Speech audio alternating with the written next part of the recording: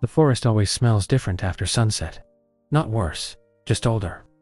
During the day, the air is sharp with pine sap and dry earth, warmed by sunlight filtering through the canopy. But at night, that warmth drains away and leaves something heavier behind. Damp bark, cold soil, decay that hasn't been disturbed in a long time. It's the kind of smell that settles deep in your lungs and stays there long after you leave. I'd worked these woods for almost 8 years, long enough to know when something felt off in a professional sense, rather than a superstitious one. Animals follow patterns. People do too. Even illegal hunters, especially illegal hunters, they get lazy. Predictable, same trails, same clearings, same mistakes. That night should have been routine. The complaints had come in earlier that week. Gunshots after dark. Head torchlights seen off trail. One hiker claimed they'd stumbled across a bait station half a mile from the marked path salt block. Grain, even apples laid out deliberately. Too clean, too organized. Poachers. I parked at the edge of the forestry road just before dusk, killed the engine, and sat for a moment with my hands resting on the steering wheel while the radio crackled faintly, struggling to hold signal beneath the canopy. Somewhere deeper in the trees, a bird gave a sharp, startled call, then stopped abruptly, as if it had realized it shouldn't have made a sound at all. I checked my gear by muscle memory and stepped out of the truck, closing the door quietly, even though the sound still felt too loud. The sky was bleeding from pale blue into bruised purple above the treetops, long shadows stretching between trunks and turning familiar paths into narrow corridors of fading light. The trailhead was empty. No vehicles, no fresh boot prints. I logged my location, clipped the radio to my vest, and started walking, letting the forest accept me without comment. For the first 20 minutes, everything felt normal. Insects hummed. Something small moved through the undergrowth to my left. My boots crunched softly on gravel and pine needles as I followed the main trail before cutting onto a maintenance path most hikers never noticed. The light thinned as the trees closed in, my torch beam carving a pale tunnel ahead. Then I crested a small rise and saw the camp. It sat in a shallow hollow between old-growth trees, not well hidden, more concealed by assumption than effort. A low fire pit, a folding chair tipped on its side. A half-open rucksack slumped against a log. The fire was cold, but not old. Ash still gray and intact.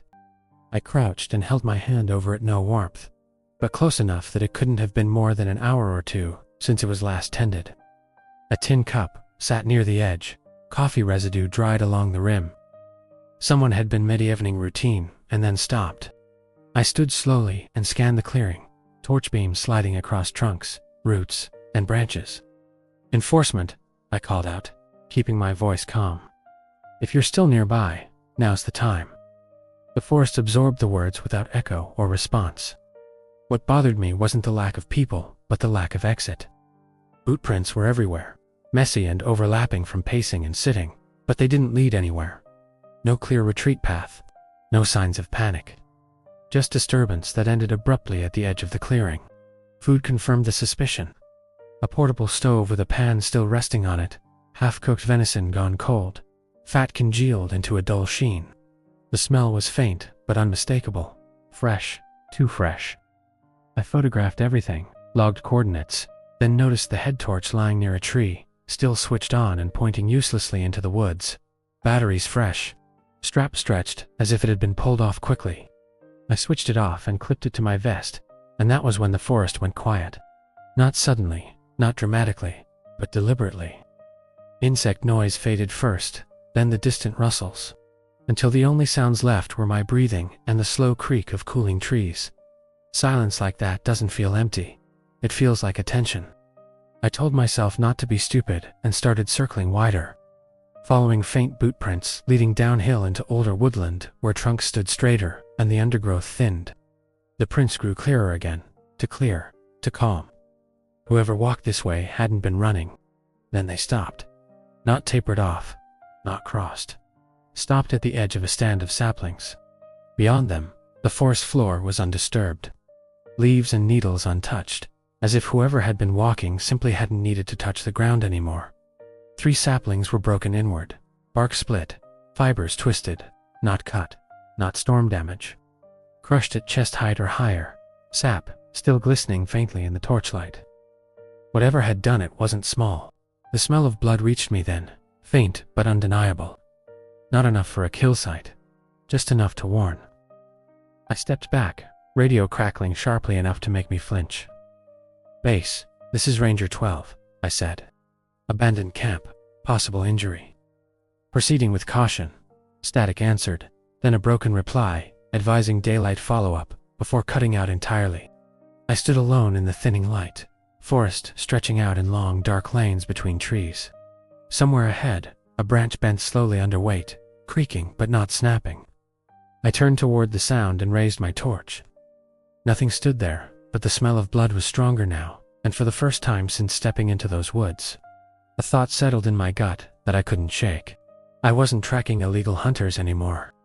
I was standing in the middle of someone else's territory, and whatever had interrupted that camp hadn't been afraid of guns, noise, or people. It had been patient, it had been close, and it hadn't left. I stayed longer than I should have. Long enough for the last of the daylight to drain out of the forest and leave everything flattened into shades of gray and black beneath my torch beam. That first night, reason still had a grip on me. Broken camps happen. People panic. Injuries make people act irrationally. Silence doesn't always mean danger. But even as I told myself all of that, I didn't turn my back on the saplings. I didn't step past them. I marked the location, took more photos than protocol required, and then I retreated the way I'd come, slow and deliberate, refusing to hurry in case whatever had bent those trees was still close enough to notice. The walk back to the truck felt longer than it should have. The trail didn't change, but my awareness of it did. Every sound landed harder. Every shift of shadow felt intentional. I caught myself listening, not just for movement, but for pattern spacing, rhythm, the subtle indicators that something large was pacing me just out of sight. Nothing did. Or if it did, it was good enough to leave no sign at all. I drove out under a sky gone fully dark, radio still patchy, headlights tunneling through the trees until the forest finally loosened its grip and the road opened up. By the time I reached the station, my hands were aching from how tightly I'd held the wheel. The report took longer than usual. I kept rewriting sections, trying to make the details fit inside language that wouldn't raise unnecessary alarms. Abandoned camp, suspected poaching, evidence of injury, structural damage to vegetation, recommended follow-up at first light. It all sounded clean on paper. To clean, I left out the part about the saplings being crushed inward, left out the feeling of being watched, left out the way the boot prints ended like the ground had simply stopped mattering. Sleep didn't come easily. When it did, it was shallow and crowded with images that weren't quite dreams dark. Corridors between trees, antlers scraping bark, the sense of something tall standing just beyond the edge of sight. I woke before dawn, with my jaw clenched and my heart already beating too fast. At first light, I went back. Protocol said I should wait for backup. Protocol said daylight follow-up meant mid-morning at the earliest. But something about the camp gnawed at me, the unfinished nature of it. The way everything had been left, as if whoever had been there had intended to return. If there were injured hunters out there, time mattered. And if there weren't, then daylight was my best chance to understand what I'd missed. The forest looked different in the morning. Less threatening, more honest. Sunlight filtered down through the canopy, illuminating details that had been swallowed by shadow the night before. Birdsong returned cautiously, uneven at first, then more confidently as the light strengthened. I parked in the same place and walked in, this time with my GPS logging continuously. The camp was unchanged. Same cold fire pit. Same tipped chair. Same rucksack slumped against the log. But in daylight, the mess felt staged. Not arranged abandoned, with intention. The boot prints were clearer now, and so was the absence of a clear exit. They formed a loose, nervous pattern around the fire, and then thinned abruptly toward the downhill slope. I followed them again, heart steadier this time, letting daylight give me a false sense of control. The smell of blood was gone, or at least faint enough that it blended into the damp earth. When I reached the saplings, the damage looked worse. In sunlight, the splits in the bark were jagged and fibrous, as if the wood had been twisted apart rather than snapped. Sap had dripped and dried into thin amber streaks. I measured the height without thinking, holding my hand up against the brakes. Well above my shoulder. I marked the trees, photographed them again, and then noticed something new. Tracks, not boot prints. Impressions in the soil near the saplings, shallow but broad, like something heavy had shifted its weight there. They weren't clear enough to identify, just distorted patches where the ground had been pressed down harder than the surrounding earth. No claw marks, no hooves, just depth. I frowned and moved on, following the direction the boot prints had indicated the night before. The terrain dipped and rose gently, the forest thinning in places to reveal longer sightlines between trunks. About 200 meters in, I found the first snare. It was set low, professional work. Cable loop anchored to a tree, tensioned just right, positioned along a game trail where deer would pass through naturally. Illegal, but common enough. What wasn't common was the condition it was in. The cable hadn't been cut. The anchor hadn't been loosened. The entire setup had been crushed inward, metal twisted and bent as if something had grabbed it and squeezed. I crouched, running gloved fingers along the cable. It was thick. Not something you deform by accident. Not something an animal breaks without injuring itself badly in the process. There was no blood here, no fur, no sign of a struggle. Just destruction. I followed the trail deeper and found another snare. Same thing, crushed, twisted, rendered useless. Then another, and another, spaced at regular intervals along the trail, all destroyed in the same way. It looked deliberate, selective, as if someone or something had moved through the forest, dismantling the traps one by one. Poachers sometimes sabotage each other. Territorial disputes happen, but this didn't fit. Whoever had done this hadn't taken the snares. They hadn't scattered them. They'd left them exactly where they were, just neutralized. That was when I found the blood again. It led off the trail in a thin, intermittent line, drops darkened by time and filtered through leaf litter. Not a lot, enough to say someone had been hurt and kept moving. I followed it carefully, senses sharpening, the forest around me feeling suddenly tighter, more enclosed. The birds had gone quiet again, not silent, but subdued, calls spaced farther apart. The blood trail ended at a tree. At first I thought it was just smeared on the bark, a handprint maybe, someone steadying themselves. Then I looked closer. The mark was higher than that, chest height, and it wasn't smeared so much as pressed. Fingers had left impressions in the bark, deep enough to dent it, as if whoever or whatever had leaned there with significant force. Below it, the ground was scuffed and disturbed, but there were no clear drag marks, no indication that someone had collapsed and been moved. Just disruption, like a brief struggle that hadn't lasted long enough to leave chaos behind. My radio crackled again, static breaking through with a half-formed voice. I lifted it instinctively, but the transmission dissolved into noise before I could respond. I tried calling out, adjusting my position, but the signal wouldn't hold. That was when I noticed the smell again. Stronger now, fresher. I straightened slowly, scanning the trees. Sunlight filtered through the canopy in broken shafts, dust motes drifting lazily in the air. The forest looked calm. To calm, I took a step forward, and then stopped, a sudden cold realization settling in my gut. I wasn't following the hunters anymore. I was following what had interrupted them. The trail led into denser woodland, older growth, where the trees stood farther apart, and the ground dipped into shallow gullies between roots and stones. The air felt cooler here, shaded even in full daylight. I moved cautiously, noting every broken branch, every scuff in the soil. The deeper I went, the more signs I found: disturbed earth, snapped twigs, the occasional smear of blood, but always spaced apart, always controlled. It wasn't a chase, it was a procession. I found the first body just before noon. He was kneeling. At first, my brain refused to process the scene correctly, insisting it must be some kind of trick of perspective. People don't end up like that by accident. He was positioned at the base of a large oak, hands together in front of him, as if in prayer, head bowed slightly. His rifle lay on the ground a few feet away, undamaged, placed parallel to the tree.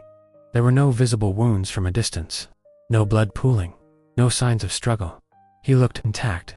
I approached slowly, heart pounding, every sense screaming that I was somewhere I shouldn't be. Up close, the details snapped into focus.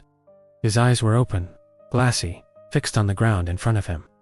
His neck was broken, twisted at an angle that spoke of force rather than accident. Around his head, arranged carefully against the bark or branches, freshly broken, antler-like in shape. They weren't attached to him. They hadn't been driven into the tree.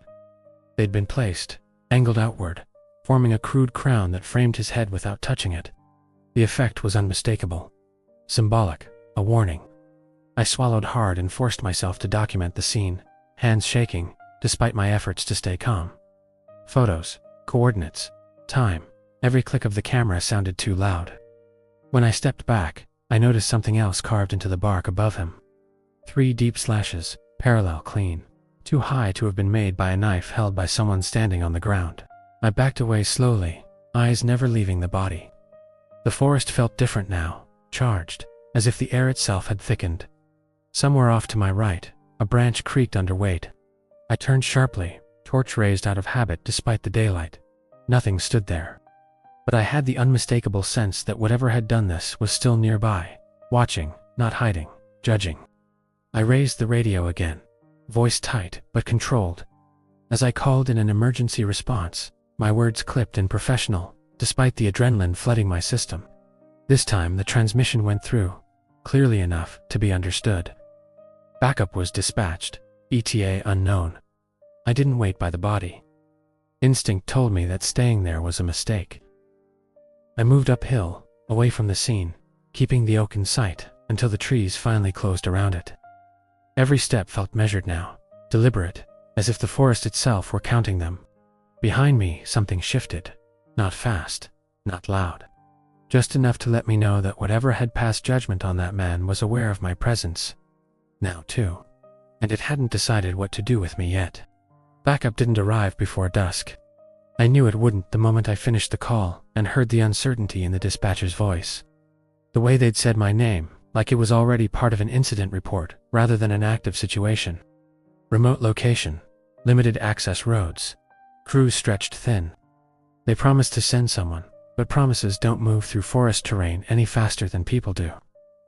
I was alone for the remainder of the daylight, and the forest seemed aware of that fact long before the sun dipped behind the canopy.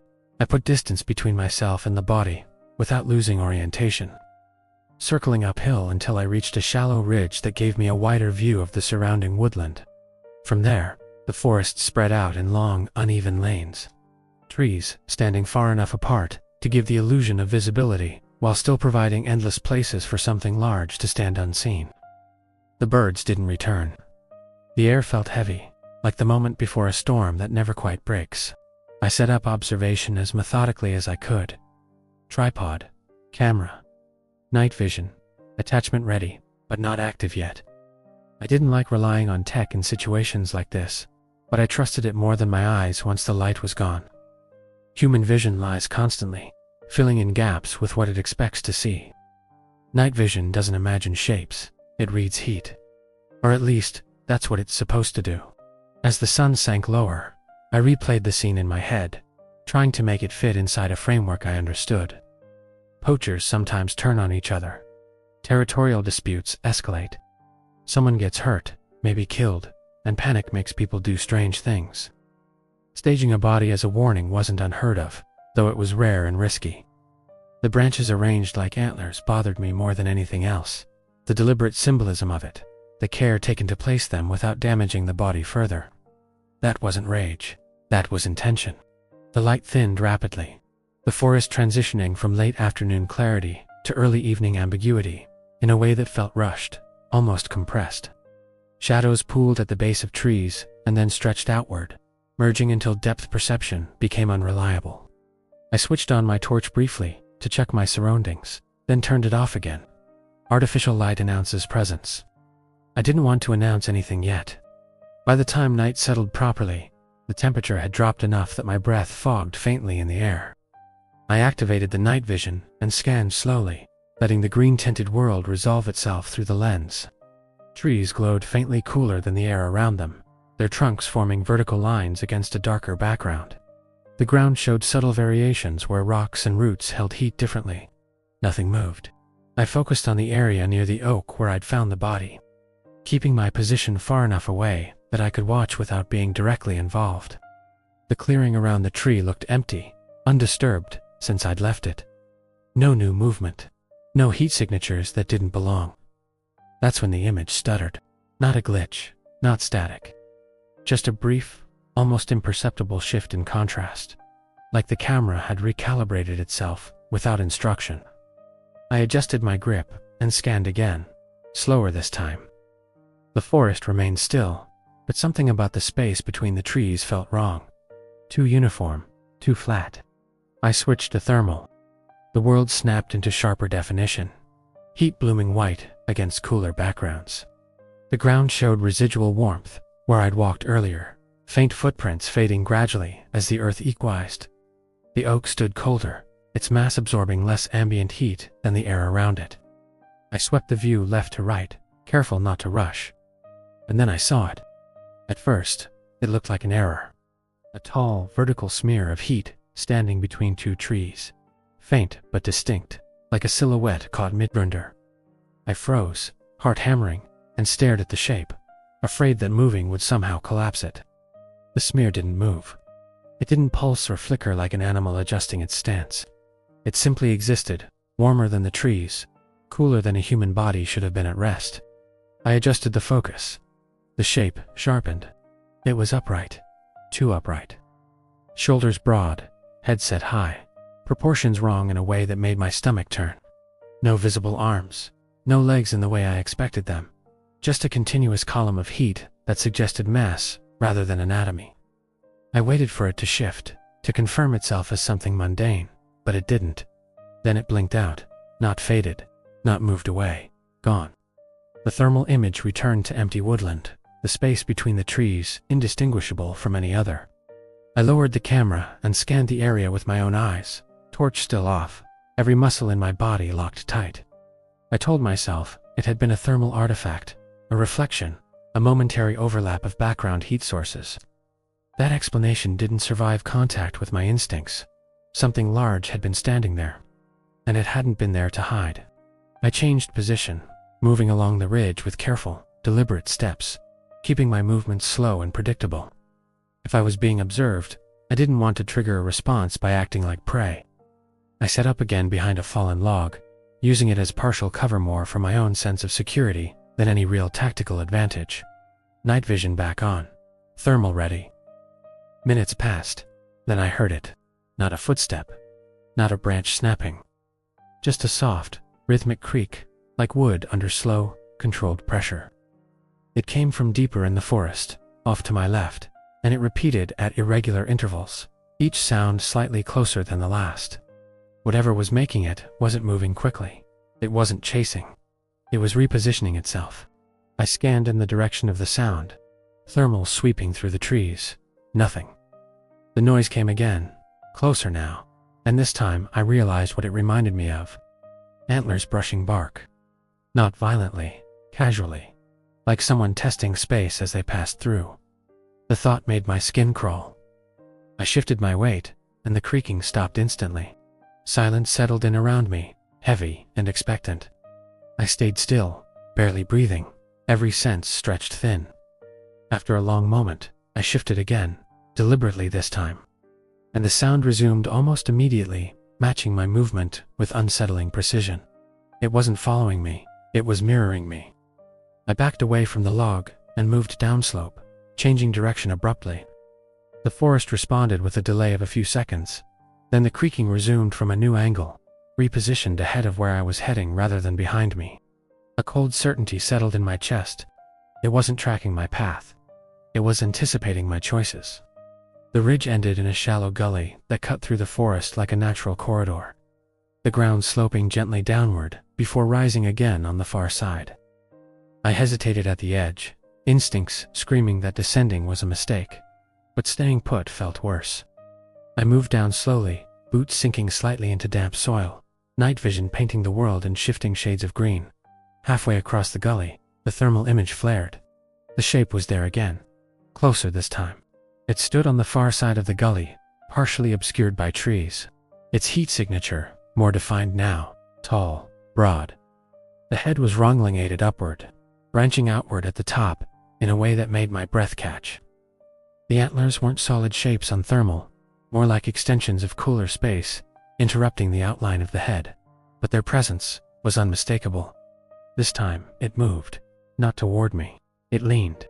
The motion was subtle, but unmistakable, the upper mass shifting forward as if to peer down into the gully, to inspect me from above. I caught a glimpse through the night vision lens, switching modes without thinking. And for a fraction of a second, the green haze resolved into something my brain struggled to interpret. Eyes, high-set, reflective, too far apart. The face itself was mostly shadow, features suggested rather than defined. But the eyes reflected the faint ambient light with a predator's clarity. Not wide, not frantic, calm, evaluating. I stumbled back instinctively, nearly losing my footing, and the image vanished again. The forest returned to its empty state, thermal blank, night vision showing nothing but trees and darkness. The creaking resumed, closer now, no longer subtle. I ran, not blindly, not panicked. Controlled retreat, moving uphill, changing direction sharply whenever the terrain allowed. The creaking followed, never matching my pace, always repositioning ahead, steering me away from the direction I'd come. Twice, I caught movement in my peripheral vision, dark shapes resolving and then dissolving between trunks, but every time I turned to face them, there was nothing there. My radio crackled violently as I moved, bursts of static tearing through the silence. I tried calling out, but my voice was swallowed by interference. Then, through the noise, I heard something else. Breathing, not mine. Deep, slow, measured. It came from everywhere at once, layered beneath the static, rising and falling with deliberate control. I stopped abruptly, pressing myself against a tree, heart pounding so hard I was sure it could be heard. The breathing continued for several seconds, then faded, replaced by silence, so complete it made my ears ring.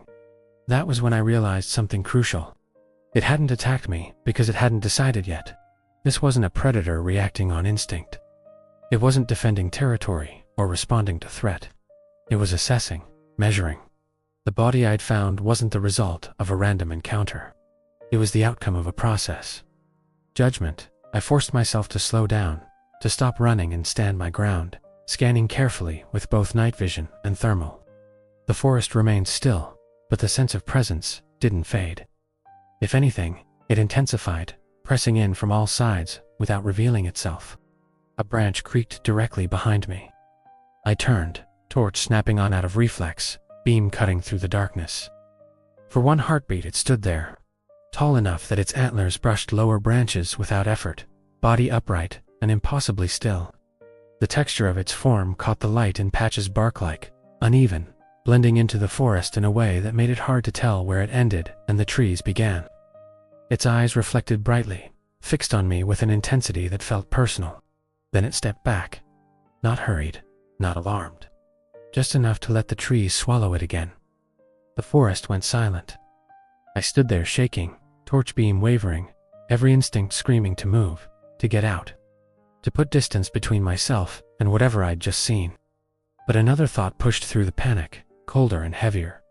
It could have killed me. It had chosen not to. Not yet. When the radio finally crackled back to life, with a clear signal announcing incoming backup, relief washed through me so strongly it nearly buckled my knees. I acknowledged the call, gave my position, and started moving again. This time toward the sound of approaching engines filtering faintly through the trees. Behind me, somewhere deep in the forest, something shifted its weight and turned away. Antlers brushing bark one last time as it retreated. The night swallowed the sound, and I knew, with absolute certainty, that this wasn't over. I'd been seen, I'd been measured, and whatever past judgment in those woods had added my name to its considerations. The engines sounded wrong in the forest. Not loud, just out of place. The distant growl of diesel climbed the ridge in broken fragments, carried unevenly through the trees, and for the first time since nightfall, I felt something close to relief. Human noise, predictable noise. The kind that meant procedures, radios that worked, headlights cutting reliable paths through the dark. I moved toward it carefully, keeping my torch low, every step measured, despite the sudden urge to break into a run and put as much distance as possible between myself and the place where I'd last seen it. When the first vehicle lights finally pierced the trees, the forest seemed to loosen its grip slightly, shadows retreating just enough to let me breathe properly again. 2 trucks pulled up along the forestry road, tires crunching over gravel, followed by a third that stopped short and idled, like the driver wasn't sure how close they wanted to get. Doors opened, boots hit the ground, radios crackled with overlapping chatter. "Ranger 12, someone called. "Here," I answered, stepping into the beam of a headlight. Faces came into focus, 3 of them. A senior officer I recognized, shoulders squared, expression already settling into the calm, controlled neutrality people wear when they're trying not to escalate something until they understand it. 2 others hung back slightly, younger, eyes scanning the trees with a kind of alert curiosity that still hasn't learned when curiosity is dangerous. They took in my state quickly, mud on my boots, sweat drying cold on my neck, torch clenched too tightly in my hand. "You good?" the senior officer asked. "I saw something," I said. That earned me a look not dismissive, not yet, but cautious. "Let's walk it," he replied. "Show us what you've got." We moved together into the forest, for beams of light cutting overlapping tunnels through the darkness. The presence of others changed the soundscape immediately. Branches cracked under boots. Low conversation murmured between radio checks. The forest didn't go silent, this time it receded, pulled back, as if watching from a safer distance. That alone should have worried me more than it did. I led them toward the oak, explaining as we went, keeping my words precise and factual. Abandoned camp, destroyed snares, 1 confirmed fatality, unidentified large presence, thermal anomaly, visual confirmation of antlered upright figure. I didn't speculate. I didn't embellish. I let the facts stand. They listened. They nodded. They exchanged glances when they thought I wasn't looking. We reached the body, and the mood shifted. No one spoke for a moment.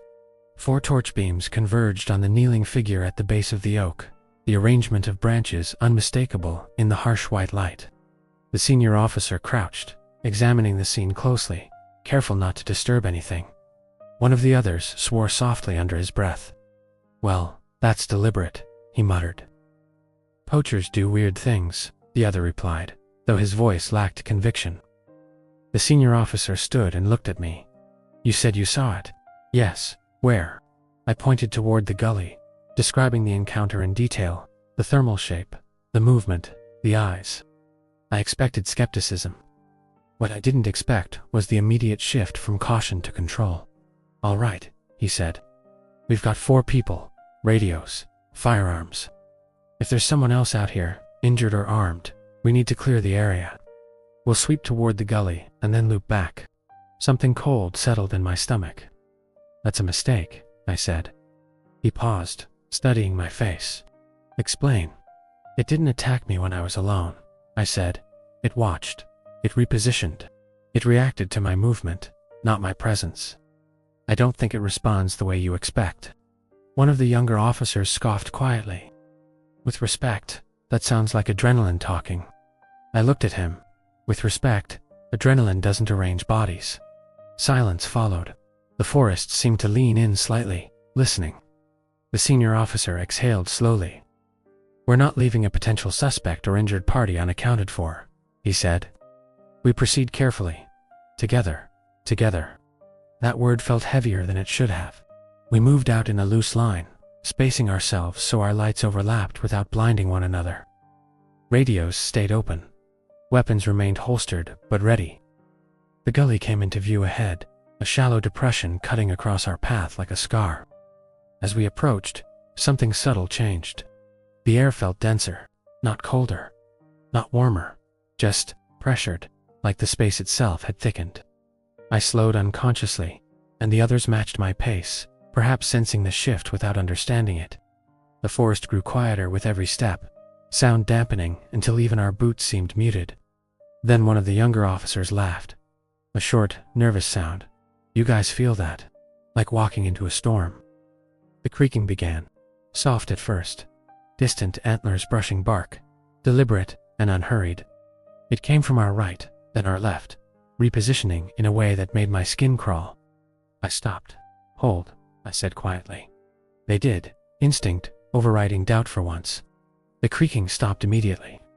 We stood there in a tight cluster of light and breath, listening. Nothing moved. Nothing showed itself. "It's messing with us," the senior officer said. "Trying to spook us." No, I replied. It's counting what? Us. The thermal camera came up in my hands again, the screen glowing faintly green. I swept it slowly across the trees, heart pounding as I searched for that tall smear of heat. Nothing. Then, abruptly, something flared at the edge of the display. One shape, then another, not side by side, not clustered, positioned. One ahead of us, one off to the left, one behind. My breath caught. Don't move, I said, voice barely above a whisper. Too late. One of the younger officers shifted his stance, turning slightly to get a better look through his night vision scope. The moment he did, the thermal shapes changed. They collapsed. Not vanished, collapsed inward, merging into a single massive heat signature that surged forward with terrifying speed. The forest exploded into sound. Branches cracked violently. The creaking became a thunderous scrape as something massive forced its way through the trees without slowing. Contact, someone shouted. Torches snapped up. Weapons came free. The antlered judge emerged from the darkness like it had been waiting for permission. Up close, it was worse than anything I'd imagined. Taller than the oak's lower branches, its body a grotesque blend of organic textures that seemed to shift under the light bark muscle, something fibrous and alive. The antlers were enormous, branching asymmetrically, scraping against trunks as it moved without effort. Its eyes reflected white-hot in the torch beams, fixed not on one of us, but on all of us at once. It didn't roar. It didn't charge. It stepped forward once, deliberately, and the ground seemed to compress under its weight. One of the officers fired. The shot was deafening in the enclosed space, muzzle flash lighting the forest in stark white for a split second. The round struck the judge squarely in the chest and did nothing. No stumble, no reaction. The impact seemed to vanish into its mass like a stone dropped into deep water. The response was immediate. The judge moved. Not fast in the way animals move, not with explosive speed, but with certainty. It closed the distance to the shooter in 2 strides that should not have been possible given the terrain. There was a sound like wet wood splitting, a brutal, concussive impact. And then the officer was gone from my line of sight, hurled sideways into the trees with a force that shook the ground. Move, I yelled. We scattered instinctively, training dissolving into survival. The forest became chaosed shouts, cracking branches, radio chatter degenerating into static and screams. I ran downhill, knowing instinctively that trying to outpace it was useless. Instead, I zigzagged, forcing myself into unpredictable movement, heart hammering so hard it felt like it might burst. Behind me, the judge moved with horrifying efficiency, not chasing any one person, but repositioning constantly, cutting off paths, hurting us deeper. Another gunshot rang out, followed by a scream that cut off abruptly. I ducked behind a fallen tree, pressing myself into the damp earth, torch off, breath ragged. The forest went quiet again, abruptly, violently so. The silence pressed in, broken only by my own heartbeat roaring in my ears. Through the thermal camera, I saw it, standing over the second body. The heat signature loomed, massive and still, head tilted slightly as if in contemplation. It didn't tear, it didn't feed. It reached down once, precise and controlled, and then stepped back. When I risked a glance with my own eyes, I saw the result. The officer was arranged much like the first poacher-kneeling weapon, placed carefully aside, head bowed. The branches this time were thicker, heavier, arranged with more confidence. The judge was refining its message. Something brushed past the tree, inches from my head antlers. Scraping bark hand, I froze, every muscle locked. The judge stood so close I could smell it, a mix of damp earth, sap, and something older, coppery, and wrong. It leaned down, its massive head lowering until those reflective eyes were level with me. I didn't run. I didn't raise my weapon. I met its gaze. For a long, terrifying moment, we stared at one another. In its eyes, I didn't see hunger or rage. I saw assessment, calculation, recognition. Then it straightened and stepped away. The forest swallowed it whole. When silence finally broke, it was with the distant sound of a surviving engine starting, someone fleeing blindly down the road. I stayed where I was until dawn began to bleed into the sky, afraid that moving too soon would be seen as a choice worth punishing. By the time extraction teams arrived, there were only 2 of us left, and the forest was already quiet again, as if nothing out of the ordinary had happened at all. Morning didn't bring relief. It never does, after something like that. It just brings clarity, and clarity can be worse than fear. The forest looked normal in daylight, almost offensively so. Sunlight filtered through the canopy, illuminating the same paths I'd walked 100 times before, the same ferns, the same fallen logs. If you didn't know what had happened, you'd never guess 2 people had died there during the night, that something massive and deliberate had moved through those trees and then simply stopped. They found me just after sunrise, still sitting against the fallen tree where I'd taken cover. I hadn't moved, not because I couldn't, but because every instinct told me that leaving before I was dismissed before, whatever had judged us decided the night was over, was a mistake. When the search team approached, their voices sounded too loud, too casual, like they were talking in the wrong place. They asked questions. I answered them, slowly, precisely. I stuck to facts, locations, timelines, who fired first, where everyone had been standing. I didn't speculate. I didn't describe the eyes or the way the ground seemed to bow under its weight. I let them see the bodies instead. The first officer lay where he'd been thrown, body broken in ways that didn't fit any known animal strike. The second had been arranged at the base of a tree not far from the oak, kneeling, weapon placed neatly beside him.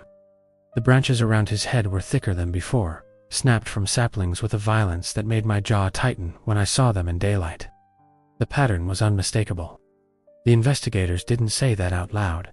They photographed everything, measured distances, collected shell casings, took samples of bark and soil. Someone brought out a drone and flew it low over the canopy, the quiet whine of its motors sounding obscene in that place. From above, the forest looked pristine. No clear trails.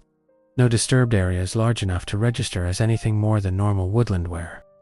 By noon, the story had already started to change. The poacher's death was attributed to interpersonal violence. The officer's death was listed as environmental trauma, following pursuit of armed suspects. There were discussions about falling branches, unstable terrain, the possibility of large ungulates, startled by gunfire. Bears were mentioned, despite the fact that bears don't stand upright, don't arrange bodies, don't ignore gunshots, like their suggestions. I listened to it all from the edge of the clearing, hands shoved into my pockets, teeth clenched hard enough to make my jaw ache. When I tried to correct them, to steer the conversation back toward what I'd seen, the senior investigator gave me a look that was almost sympathetic. "You've been through a lot," he said quietly. "Adrenaline does strange things to perception." "I know what I saw," I replied. He nodded, the way people do when they've already decided not to believe you. "Of course you do." By mid-afternoon they'd sealed off the area temporarily, citing an ongoing investigation and potential hazards. I was told to go home, mandatory leave. Psychological evaluation scheduled, standard procedure after a fatal incident. They didn't phrase it as a suggestion. I drove away reluctantly, glancing in the rearview mirror more often than necessary, half expecting to see something tall and branching step out onto the road behind me. The forest remained still, indifferent, as if it had already finished with me. At home, sleep was impossible. Every time I closed my eyes, I saw the judge's silhouette framed between trees, antlers scraping bark, eyes reflecting calmly in torchlight. I replayed the moment it had looked at me, not with hatred or hunger, but recognition, like I'd been weighed and measured and found. Inconclusive. The official report arrived 2 days later. It was thorough, clean, sanitized. No mention of antlers, no mention of thermal anomalies, no mention of bodies arranged deliberately. The saplings were listed as storm-damaged, the snares as destroyed by wildlife. The deaths were tragic, but explicable, within the narrow framework they'd constructed. Reading it felt like looking at a map that deliberately omitted entire regions. I should have stopped there, taken the leave, let the case be closed. Instead, I went back, not to the oak, not to the gully. I stayed closer to the edges this time, walking the boundary trails in daylight, telling myself I was just checking for residual activity, making sure there were no more traps, no more injured people. The forest accepted me again, bird calls resuming cautiously as I moved, sunlight dappling the path. The snares were gone, not removed by enforcement, not cut and bagged, gone completely, anchors and all, as if they'd never existed. The broken cable ends I'd documented were missing too. The ground beneath them smoothed over in a way that didn't fit any natural process I recognized. It was as if the forest itself had decided to erase the evidence. The oak still stood. The carvings were gone. The bark where the slashes had been was rough and scarred, but the marks themselves were no longer visible. Fresh growth had already begun to push at the edges of the wounds, sap weeping slowly, sealing the damage. I pressed my hand against the trunk and felt a faint vibration, not a sound, just a sensation that made me pull back instinctively. That night, the dreams returned, not chaotic this time. Structured, I dreamt of standing at the edge of a clearing, watching figures move through the trees below. Hunters, officers, hikers. I wasn't part of the scene. I was above it, detached, observing paths and choices. Watching as some figures were allowed to pass and others were intercepted and redirected. I awoke with the unsettling sense that the dream hadn't been entirely mine. 3 days later, another report came in. Gunshots, different section of forest, same pattern, abandoned camp. Bait station, no bodies yet. I wasn't assigned to it. Officially, I was still on leave. Unofficially, I drove out there anyway, parking farther away this time, approaching on foot from a different angle. The forest felt heavier the moment I crossed the boundary into the new area, as if recognizing me. I followed the signs cautiously, heart pounding harder with every step. The camp was newer, cleaner, more confident. Whoever these hunters were, they'd heard the rumors and dismissed them. People always do. Fear only works when it's fresh. I found the first warning before I found anybody. A rifle stood upright against a tree, balanced carefully so it wouldn't fall. The safety was on, the chamber empty. Beside it, arranged in a deliberate arc at the base of the trunk, were snapped branches, thicker than before, more numerous. A message written in the only language that mattered out there. I didn't stay. I backed away slowly, eyes scanning the trees, listening for that familiar creak. It came, faint and distant, antlers brushing bark somewhere to my left.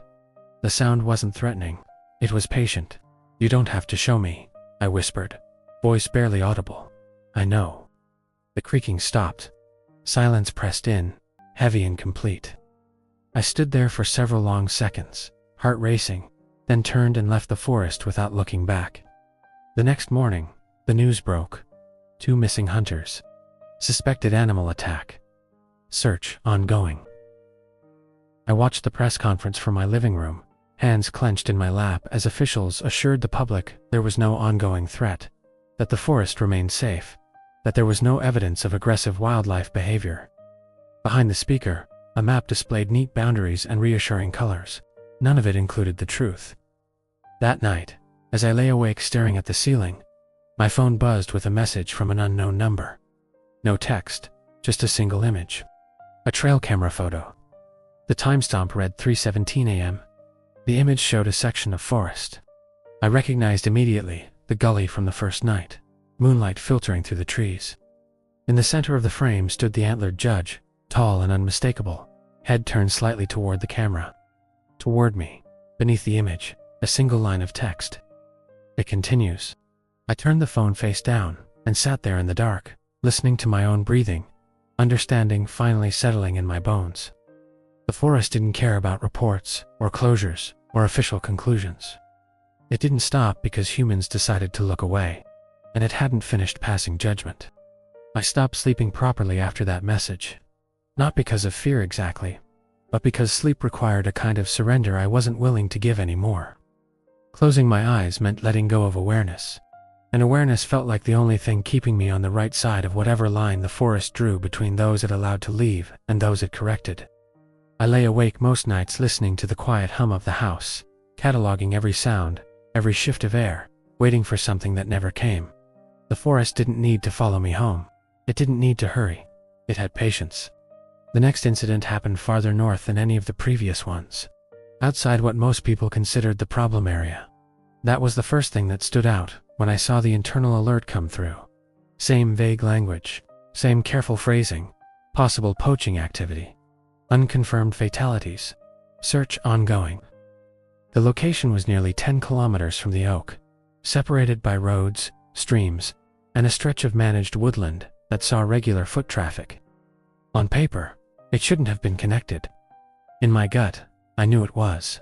I drove out before dawn, staying on main roads as long as possible, then cutting onto gravel tracks that wound through the outskirts of the forest. The sky was pale and washed out, the sun struggling to rise through a blanket of low cloud that flattened the light and made everything feel dimmer than it should have been. When I parked and stepped out, the air smelled wrong again. Not old this time, metallic like rain hitting rust. The search teams were already there. Volunteers mostly. A handful of local officers coordinating from the trailhead. I kept my distance at first, watching the way people moved, the way their voices carried. The forest around them felt muted, sound dampened in a way I'd come to recognize. Not silent, just withdrawn. I found the sign before they did. It was subtle, easy to miss if you didn't know what you were looking for. A series of snapped branches along a game trail, each break clean and angled in the same direction, forming a gentle curve that guided movement deeper into the trees. Not a barrier, an invitation. I followed it cautiously, every instinct screaming that this was exactly what it wanted me to do, but unable to ignore the pull of pattern recognition. The trail opened into a small clearing, and my stomach dropped. There was no body, just equipment. 2 rifles laid parallel on the ground, safeties on, chambers empty. A pack leaning against a stump, half unzipped, contents undisturbed. And between them, pressed into the damp earth, a series of impressions that made my breath catch. Not tracks, not prints. Depressions, broad, deep, spaced, too far apart to belong to any animal I could name. The ground looked like it had been compressed under immense weight, then released carefully. I stepped back slowly, scanning the trees. The clearing felt watched, not from any single direction, but from everywhere at once. I had the distinct impression that I was standing inside a perimeter, not at the center of it, that the space itself had been chosen. Someone shouted from the trail behind me, voices rising in confusion as the search team found the abandoned gear. I retreated before they could see me, moving back the way I'd come, careful not to disturb the snapped branches. I didn't want to erase the message. I wanted it preserved, even if no one else understood it yet. By the end of the week, there were 4 more incidents. Different sections of forest, different times, same pattern. Hunters disappearing, camps abandoned, equipment arranged deliberately, no signs of feeding, no dragged remains. Just absence and arrangement, as if the forest were editing itself, removing elements it found unacceptable. The official response was denial layered over urgency. Public statements reassured. Internal memos grew tense. Wildlife experts were consulted, then quietly sidelined when their conclusions didn't fit the narrative. There was talk of an organized group targeting hunters, then of dangerous animals migrating through the area. Nothing stuck. The facts refused to align with any explanation that didn't sound insane when spoken aloud. I started keeping my own map. Pinned to the wall of my spare room, marked with colored dots and lines, it tracked the incidents as they spread outward from the oak. The pattern was unmistakable. Not random, not radial. Selective. The judge wasn't expanding indiscriminately. It was following route-sold trails, natural corridors, places where human activity intersected with deeper woodland. It was learning where people went to do harm and positioning itself accordingly. What chilled me most was the gaps. Large areas of forest untouched. Popular hiking routes, campsites, places where people passed through without hunting, without intent to kill. The judge ignored them completely. It wasn't territorial in the way animals are, it was conditional. That understanding settled over me like a weight. I'd told myself that knowledge was neutral, that observing and documenting didn't make me part of it.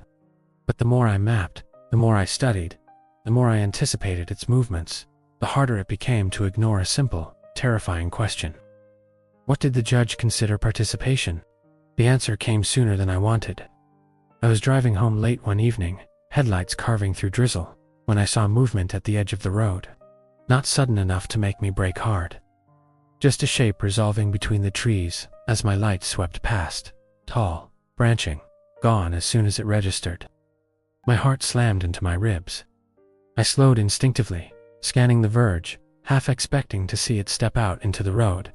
Nothing happened. The forest receded again, leaving me alone with my thoughts and the sound of rain on the windshield. I told myself it was coincidence, a trick of light, fatigue. The next night, it happened again. Different stretch of road, same fleeting impression. And the night after that, always near forest boundaries, always just far enough away that I couldn't be sure. But the timing was too precise, the repetition too deliberate. It wasn't crossing into open space. It wasn't approaching my house.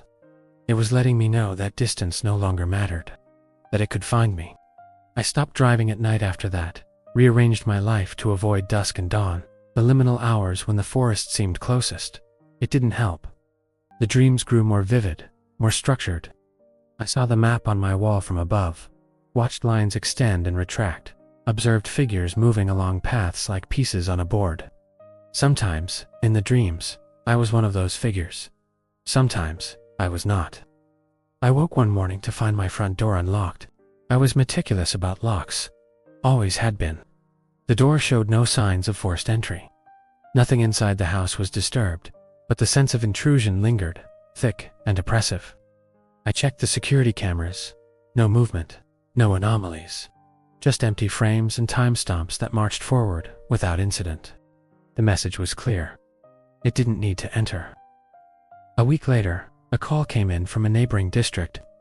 A senior ranger I knew well, voice tight with unease, asking if I'd heard about the incidents spreading east. I told him what I could, without sounding unhinged. I warned him to pull his people back at night, to avoid confrontation, to document but not pursue. He laughed nervously. "You sound like you're talking about a person," he said. "I'm not," I replied. "I'm talking about enforcement." There was a pause on the line. "That's not reassuring. It's accurate." 2 nights later, he was injured. Not killed, injured. Found at the edge of a trail just before dawn, disoriented, rifle missing, clothes torn but no serious wounds. He couldn't remember how he'd gotten there, couldn't remember firing his weapon. But he remembered standing in the trees, watching something tall move through the darkness, and feeling an overwhelming certainty that he was being evaluated. He'd been spared. The report called it exhaustion and exposure. The weapon was never recovered. I visited him once, against my better judgment. He looked smaller in the hospital bed, eyes darting to shadows that weren't there. When I told him to stop patrolling at night, to step back, to let it pass him by, he grabbed my wrist with surprising strength. "It looked at me," he whispered. "Not like an animal, like it was deciding something." I nodded. "What do you think it decided?" His grip tightened, that I wasn't worth the effort. That night, I returned home and tore the map off the wall, not because it was wrong, but because it was too accurate. Every line, every dot, felt like an act of participation now, like I was helping the judge refine its reach. Knowledge wasn't neutral. Observation wasn't passive. I'd learned that lesson the hard way in the woods, and I couldn't unlearn it. I tried to stop thinking about it. I failed. The message came again just before dawn, another trail camera image sent from an unknown number. This one showed a narrow forest road, headlights approaching from the distance. In the foreground, partially obscured by branches, stood the antlered judge. It wasn't looking at the camera. It was looking down the road. At the timestamp, at the future. Beneath the image, a single line of text. "You're too close." I sat there in the dark, phone trembling in my hands, understanding, settling in with terrible clarity. It wasn't warning me to stay away from the forest. It was warning me that I was becoming part of the system it judged. And the longer I stayed involved, the more likely it was that I'd be evaluated not as an observer, but as a participant. The call came just after sunset, the kind of timing that immediately told me it was going to be bad. Not because of superstition, but because emergencies that happen in the forest during that narrow window between day and full dark almost always end the same way. People underestimate how quickly visibility collapses, how fast the woods change once the light goes. They think they have time. They rarely do. A hiker, solo, late 20s, experienced enough to be confident, inexperienced enough to make one bad decision, and then try to fix it alone. She'd gone off trail to investigate a sound she thought might be another person in trouble. Her last GPS ping placed her well inside one of the corridors I'd marked and then torn down. The message attached to the alert was brief and understated, but I could read between the lines easily enough. Night was coming. She wasn't responding. They needed boots on the ground. They didn't officially ask me to lead it. Officially, I was still on leave. Unofficially, I was already pulling on my jacket before the call ended, heart hammering as the implications stacked up faster than I could push them away. I told myself this was different. She wasn't a hunter. She wasn't armed. She hadn't set traps or baited animals, or harmed anything. If the judge was truly conditional, truly selective, then she should have been invisible to it. Should have been. The trailhead was chaos when I arrived. Flashing lights, volunteers clustering in nervous groups, radios crackling with overlapping instructions. Someone thrust a map into my hands and started talking, words tumbling over one another as they explained the search grid, the last known position, the terrain. I nodded, absorbing it all automatically, even as a cold dread settled deep in my chest. This was inside the range. I tried to voice my concern, carefully at first, then more bluntly when I realized no one was listening. I told them the area wasn't safe after dark. I told them there was something moving through those woods that didn't respond the way animals did. A few people looked at me with polite confusion, one or two with open concern, most with impatience. "She's out there right now," the coordinator said. "If we wait until morning, she might not be," I replied, and hated the certainty in my own voice. In the end, they compromised the way people always do when fear and urgency collide. Limited teams. Radios open at all times. Stay on marked paths as much as possible. Regroup at regular intervals. No one goes alone. It sounded good. It sounded sensible. It was exactly the wrong approach. We moved out in pairs and trios as darkness swallowed the forest. Torches bobbing, like willow, the wisps between the trees. The air felt thick again, that same pressure I'd felt on the ridge, as if the space itself were compressing. The forest didn't go silent, but the sounds were wrung bird calls out of season. Insects buzzing erratically, the wind shifting direction too often to feel natural. I stuck close to the edge of my assigned group, scanning constantly, senses stretched tight. I wasn't looking for the hiker anymore. I was looking for signs of assessment, for repositioning, for the subtle cues that told me the judge was already engaged. The first scream came over the radio 20 minutes in. Not a scream of pain, panic. A single, sharp burst of sound, followed by frantic breathing, and a cascade of overlapping voices, as people tried to figure out who it had been, where it had come from. The signal distorted immediately, static tearing through the transmission until the channel was nothing but noise. "Hold position," someone ordered. No one listened. Movement exploded in every direction as teams converged instinctively on the last known location, beams of light slicing through the dark in chaotic patterns. I swore under my breath and ran, knowing even as I did that this was exactly what the forest wanted. Fragmentation, panic, people making choices instead of following patterns. I found the first sign, seconds before I found the hiker. A dropped torch lay on the ground, still on, beam pointing uselessly into the undergrowth. The glass was cracked, not shattered, like it had been knocked from a hand rather than thrown. Beyond it, the ground sloped downward into a narrow ravine I didn't remember seeing on any map. The trees there grew closer together, branches interlocking overhead to form a low canopy that swallowed light. I slid down the slope carefully, boots skidding on loose soil, heart pounding. Her voice reached me then, thin and shaking, calling out from somewhere ahead. "Help," she said, "please. I can hear someone." The words hit me like a physical blow. "Don't move," I shouted back. "Stay where you are. I'm coming to you." I followed the sound, torch beam jittering, as my breath grew ragged. I found her crouched against a tree at the base of the ravine, arms wrapped around herself, eyes wide and unfocused. She looked uninjured, but shock had already set in, her breathing shallow and uneven. "There's something out there," she whispered as I knelt beside her. "It keeps walking around me. I can hear it breathing." I forced my voice to stay calm. "You're okay. I've got you. We're leaving now." I helped her to her feet, keeping my body between her and the forest, scanning constantly. The ravine felt wrong, the air colder here, sound dampened in a way that made it hard to tell direction or distance. Every instinct screamed that this was a containment space, not a coincidence. We'd gone maybe 10 steps when the creaking began, soft, deliberate, antlers brushing bark somewhere above us. The sound moved slowly, circling, never quite closing in. The hiker whimpered, clutching my arm hard enough to hurt. "Don't look," I murmured. "Just walk when I tell you." We moved together, slow and steady, climbing back up the ravine the way I'd come. My radio crackled faintly, half-formed voices breaking through static, but I ignored it, focusing on my footing, on keeping her upright. The creaking followed, matching our pace with terrifying precision. At the top of the slope, the forest opened slightly, visibility improving just enough to give a false sense of relief. That was when I saw the movement ahead, a silhouette between the trees. Tall, branching, not fully resolved, but unmistakable. I stopped abruptly, pulling the hiker back with me.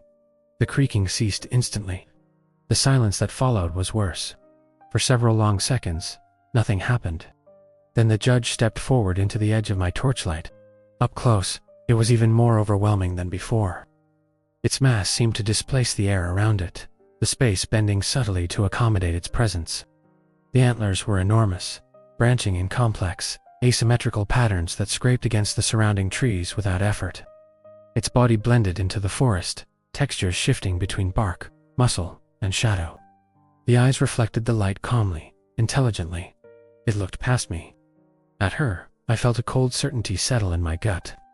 This wasn't about me anymore. This was about what I did next. "She hasn't done anything," I said aloud, my voice sounding small in the open space. "She's not a hunter. She's not armed. She doesn't belong to you." The judge tilted its head slightly, a gesture so human, it made my stomach twist. It took a step closer. The ground compressed beneath its weight, leaves crumpling without sound. The hiker sobbed quietly behind me, fingers digging into my jacket. I realized then that the judge wasn't deciding whether she was guilty. It was deciding whether I was. I had brought her here. I had led a group into its range. I had chosen to intervene. In its calculus, intent mattered, but so did consequence. And consequences were accumulating fast. The forest around us shifted subtly, trees closing in just enough to funnel movement in a single direction. Away from the main trail, deeper into the ravine network.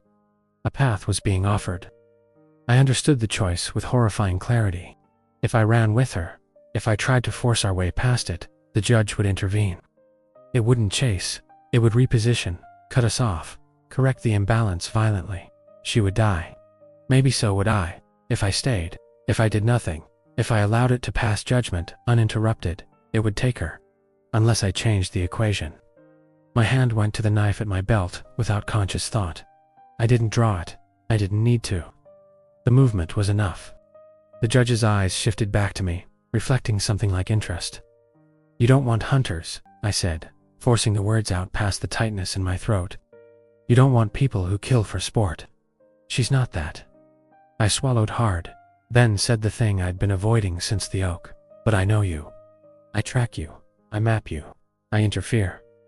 The judge stepped closer again, looming now, its presence overwhelming. I could smell it, clearly sap, damp earth, old blood. It leaned down, eyes level with mine, and in that moment I understood something that chilled me more than fear ever had. It wasn't listening to my words. It was listening to my intent. I closed my eyes briefly, then opened them, and made my decision. I stepped away from the hiker, not far, just enough to break contact, to redefine the arrangement. "Run," I said quietly, not looking at her.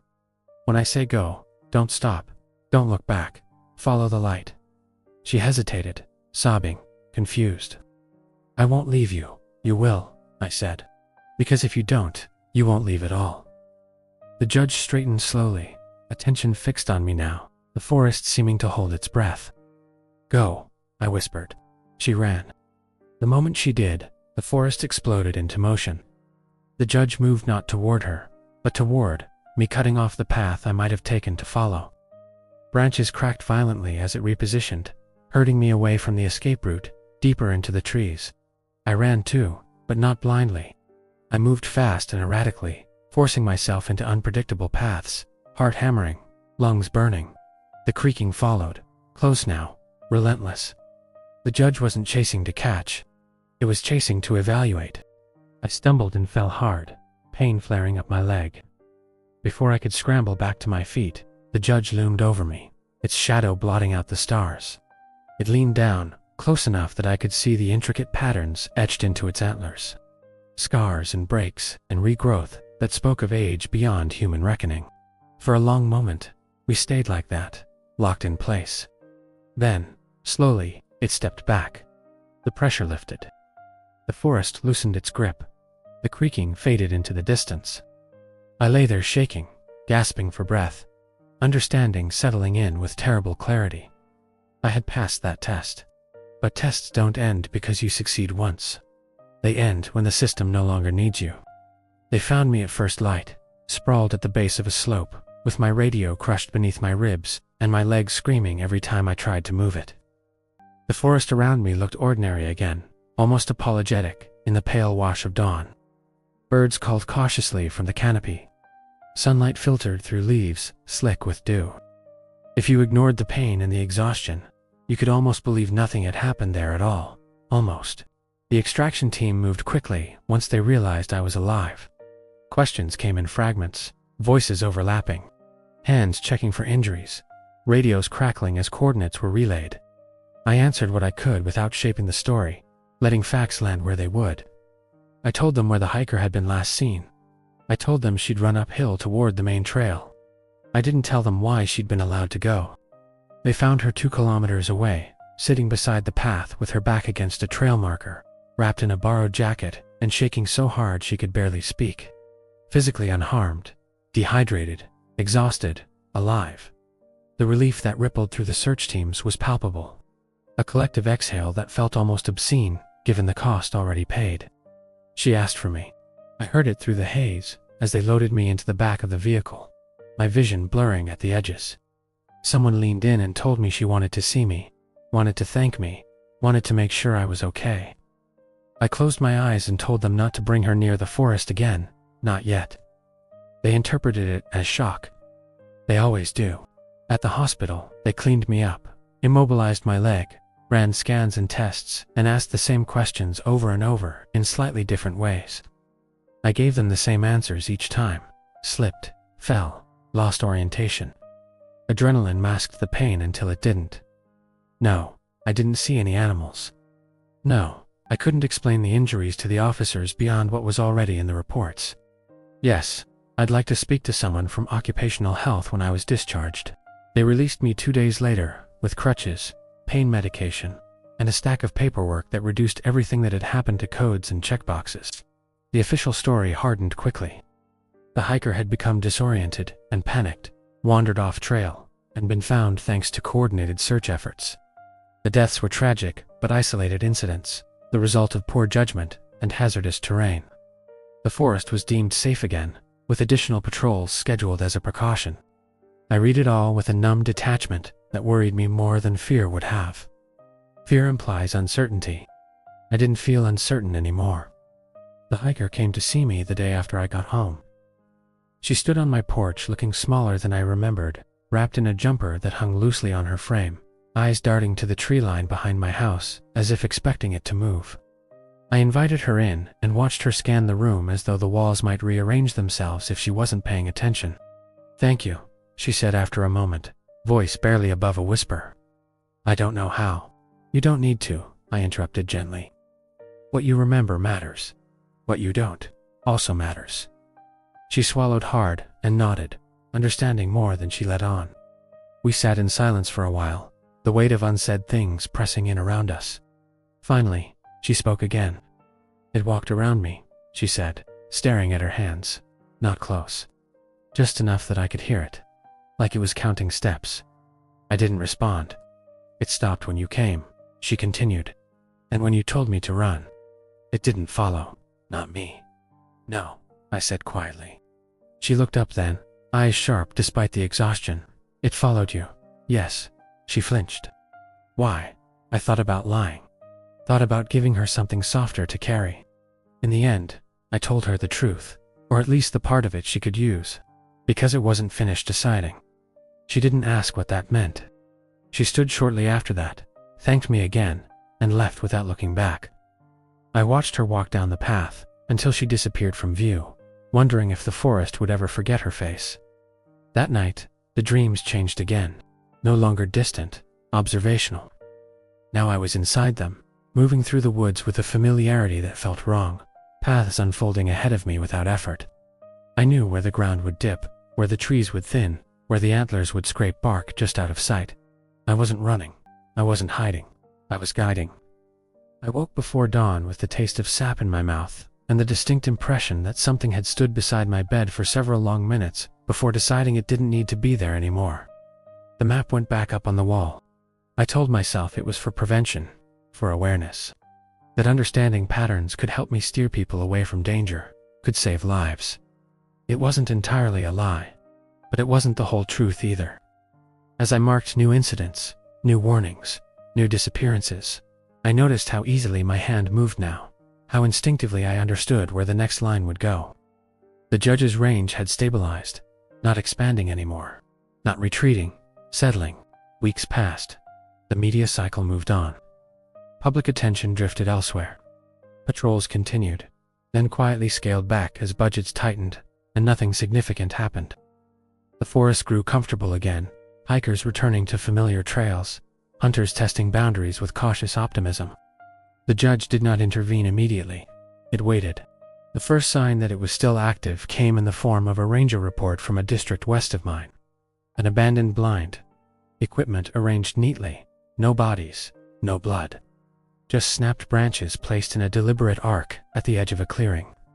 The ranger had felt watched, had retreated without incident, and had been quietly told not to pursue further. I drove out there the next day, not to intervene, to observe. The pattern held. The snapped branches pointed away from a popular hunting area, redirecting movement toward safer ground. No sign of pursuit, no escalation. The judge was correcting without killing now, at least in some cases, refining its approach. I realized then that the rescue had changed something, not in the judge, in me. I'd stepped into its calculus and survived, and survival had come with an implicit role. I understood the signs now, could read the forest in a way that felt disturbingly intuitive. When I walked a trail, I knew whether it was being watched. When I heard a branch creak, I could tell whether it was random or deliberate. That knowledge came with a cost. People started asking me questions. Quietly at first. Rangers from other districts. Search coordinators. Even a couple of wildlife researchers who'd heard rumors they couldn't quite pin down. They asked what I thought was happening, whether I'd noticed patterns, whether there was anything they should be aware of. I answered carefully. I told them where not to go at night, which areas to avoid when gunshots were reported. I didn't mention the judge by name. I framed it as experience, as instinct honed by years in the field. They listened, because the advice worked. Incidents dropped in areas I flagged. They increased elsewhere. One evening, as I sat updating the map, my phone buzzed again. Unknown number. Another trail camera image. This one showed a narrow pass between two ridges, moonlight painting the rocks silver. In the center of the frame stood the antlered judge, antlers outlined starkly against the sky. At its feet lay a pile of confiscated equipment, rifles, traps, packs arranged neatly, almost respectfully. Beneath the image, a single line of text. "This is acceptable." My hands trembled as I set the phone down. It wasn't threatening me. It was communicating. The implication hit me slowly, like cold seeping into bone. The judge didn't need me to hunt. It didn't need me to kill. It needed me to understand intent, to recognize when human activity crossed from presence into harm, and to adjust behavior accordingly. It needed an interpreter. I resisted for as long as I could. Told myself I wouldn't become part of it, that I wouldn't facilitate something that operated beyond human law. But every time I intervened early, every time I redirected a patrol or quietly warned someone off a trail, the forest remained calm. The judge stayed distant. When I didn't, things escalated.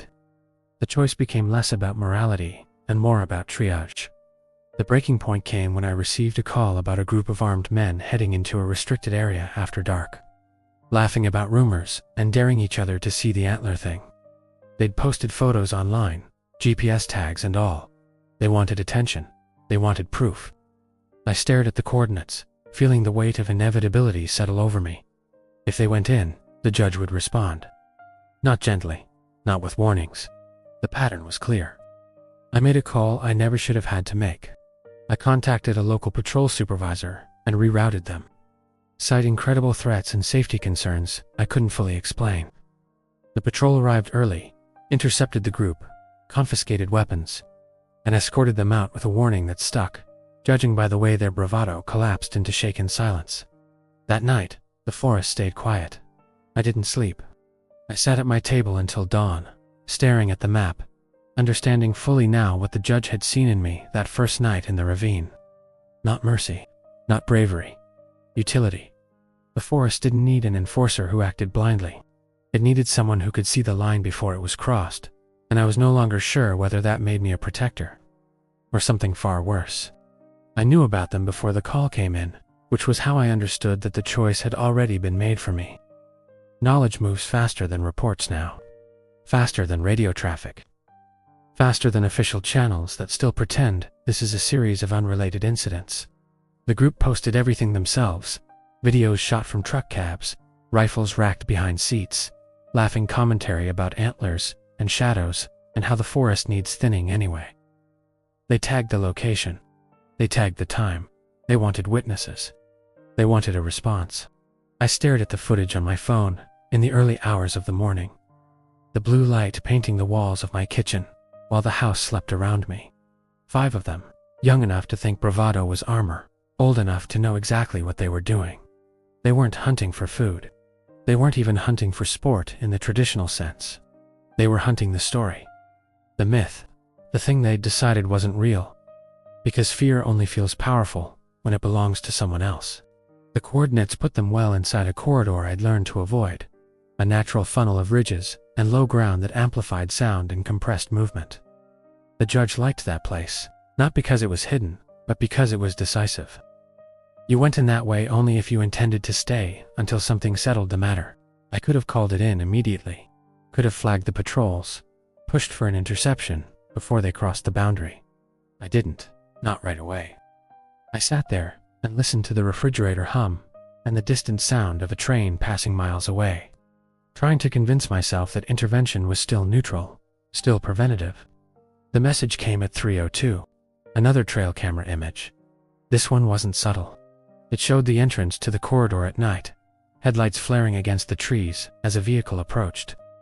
The antlered judge stood off to one side, partially obscured by shadow, antlers etched in pale silver by moonlight. It wasn't blocking the path. It wasn't advancing. It was allowing entry. Beneath the image, a line of text. They know. My stomach tightened. Knowing mattered now. That was the rule I'd been avoiding.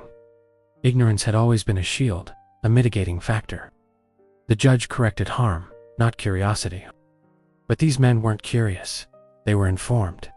They were armed. They were entering with intent, sharpened by mockery and disbelief. I made the call then. Not to reroute a patrol. Not to intercept them directly. I called the regional coordinator and framed it carefully, citing credible threats, social media escalation, the likelihood of reckless behavior. I urged caution, suggested a visible presence at the boundary rather than pursuit. By time, let daylight arrive. The response was polite, measured, non-committal. "We'll monitor," he said. "We don't have cause to detain them preemptively." I hung up and sat in the dark, understanding that this was the moment the line stopped being theoretical. If I went in myself, I could warn them. Could try to redirect them the way I had others. But warning would confirm the story they wanted. It would validate the myth and feed the bravado. Worse, it would put me between them and the judge again. And I didn't know if the calculus would favor me a second time under these conditions. If I did nothing, the judge would act.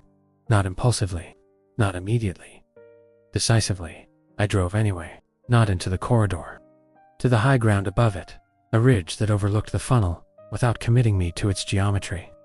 I parked with the lights off and climbed the last stretch on foot, breath fogging in the cold night air. The forest felt charged, alive in a way that made the hairs on my arms stand up. The birds were silent. Even the insects seemed to have withdrawn. From the ridge, I could hear them. Laughter carried upward, sharp and careless, punctuated by the metallic clink of equipment and the occasional crack of a branch under boot. Torch beams swung wildly through the trees, cutting chaotic arcs of light that stabbed at the darkness. They moved without cohesion, spreading out despite being close enough to shout to one another. Every rule violated, every warning sign ignored. The judge did not reveal itself immediately. It repositioned. I could feel it more than see it. The subtle pressure shifts in the air, the way sound seemed to bend and fold back on itself. Somewhere below, antlers brushed bark once, twice, then fell silent. The men laughed again, one of them imitating the sound poorly, mockery dripping from his voice. I raised my binoculars and scanned the corridor carefully. Through the lenses, the forest resolved into layered depth, trunks and branches overlapping in a way that made distance hard to judge. Then I saw it. Movement that wasn't frantic. A tall shape slipping between trees without disturbing them, its passage marked only by the briefest shimmer of shadow. It didn't approach the group directly. It moved to the far side, positioning itself downhill and ahead, cutting off the most obvious exit route. Another shape appeared briefly to the left, then vanished. My heart sank. It was splitting, assessing the group as individuals rather than a single entity. That was new. Or at least, new to me. The first gunshot rang out abruptly, echoing through the corridor with brutal clarity. Birds erupted from the canopy in a panicked wave, their calls tearing through the night. The men whooped and shouted, adrenaline spiking, the sound of bravado sharpening into something more dangerous. The judge responded. The forest changed character in an instant. Sound dampened, collapsing inward until the echoes died abruptly. The air felt heavier, as if the corridor had sealed itself. Torch beams flickered, not from technical failure, but from hands suddenly unsure of where to point. I watched as the judge stepped into view. Not fully illuminated, just enough. It stood in the path ahead of one of the men, antlers rising into the lower branches like a crown of splintered wood. The man froze, laughter cutting off mid-breath, as his torch beam caught the reflective eyes. For a split second, they stared at one another across the compressed space. The man raised his rifle. I shouted then. Not a warning, not a command. Just his name, pulled from the comments under the video he'd posted earlier. The sound carried farther than it should have, slicing through the tension like a blade. He flinched, turning toward the ridge instinctively, attention splitting at exactly the wrong moment. The judge moved, not toward him, toward the others. What followed wasn't a chase. It wasn't a rampage. It was correction executed with horrifying efficiency. The judge repositioned constantly, forcing the group inward, driving them toward the narrowest part of the corridor, where movement was restricted and visibility collapsed. Gunshots rang out sporadically, wild and unfocused, muzzle flashes lighting the trees in brief, violent bursts. None of them slowed the judge. None of them even seemed to register. I saw one man stumble and fall, scrambling to his feet, only to be herded back by a sudden shift in shadow that blocked his path. Another dropped his rifle and ran blindly, only to slam into an unseen barrier of branches that closed around him like a net. The screams started then. Real screams, not bravado, not laughter. Panic stripped bare, voices breaking as the truth asserted itself. The judge did not roar, did not vocalize at all. Its presence was communicated through movement and pressure, through the way space itself seemed to yield around it. One by one, the men were isolated. The judge took its time. I forced myself to keep watching, hands shaking, nausea rising as I witnessed the outcome I'd known was coming. This wasn't punishment born of anger. It was instruction. Each man was intercepted, evaluated, and dealt with according to something only the judge understood. 2 were incapacitated quickly, thrown aside with bone-jarring force, but left breathing. 1 was driven to his knees and arranged at the base of a tree, antlers of snapped branches placed with careful deliberation. The others fled. 1 made it out of the corridor, bursting into the open with a scream that dissolved into sobbing as he collapsed on the forest road beyond. He didn't stop running until he hit gravel and light and the illusion of safety. The judge did not follow. The last man tried to hide. I saw him wedge himself beneath a fallen log, torch off, body pressed into the earth as if he could merge with it. The judge paused near him, head tilting slightly, antlers brushing bark, in that now familiar sound. It stood there for a long, quiet moment, the forest holding its breath. Then it stepped away. It left him alive, shattered, trembling, unarmed, unmarked. The lesson had been delivered. When the silence finally broke, it did so unevenly, sound creeping back into the corridor in hesitant layers. Wind stirred the leaves. Insects resumed their buzzing. Somewhere far off, a siren wailed faintly as the escaped man reached help and language failed him. I climbed down from the ridge slowly, legs unsteady, heart pounding. I didn't approach the arranged body. I didn't need to. I knew what I'd see. I focused instead on the survivors, guiding the 2 injured men toward the road when it was safe to do so, keeping my movements deliberate and predictable. They didn't ask me what had happened. They didn't ask me what it was. They already knew. By the time patrols arrived, the corridor was quiet again. The judge was gone, retreating deeper into the forest with the same unhurried confidence it always showed. The scene was chaos from a human perspective: discarded equipment, shell casings, torn ground, but the pattern was clear to me. 1 dead, 2 injured, 2 released, proportionate, conditional. I gave my statement later that morning, choosing my words carefully, omitting details that would only invite denial. The official report would be ugly, but manageable. Reckless behavior, armed confrontation, unknown assailant, ongoing investigation. It would join the growing pile of stories no one wanted to connect. When I returned home, the message was already waiting. No image this time, just text. You warned them. You still let it proceed. This is balance. I stared at the screen until the words blurred. I had warned them, and I had allowed it. That was the truth I couldn't escape now. My role had shifted again, sliding imperceptibly from interpreter to facilitator. I hadn't pulled the trigger. I hadn't struck the blow. But I had stood aside when I knew exactly what would happen. That knowledge weighed heavier than any action. I slept that night for the first time in weeks, and when I dreamed, I stood at the edge of the corridor watching the forest reset itself. Branches straightening, ground smoothing, blood sinking into soil. The judge stood beside me, not touching, not speaking, simply sharing the view. I woke with the understanding that the next decision would be harder. Because next time, the line between warning and permission would be thinner still. The problem with survivors is that they talk. Not immediately, not clearly, but eventually, when shock wears thin and fear hardens into obsession, they start searching for language that fits what they've seen. They compare notes. They replay moments. They look for validation in places they shouldn't. And when they don't find it, they look harder. The man who made it out of the corridor, the one the judge had spared, deliberately lasted 8 days before he broke containment. At first it was subtle, a comment here, a vague reply there.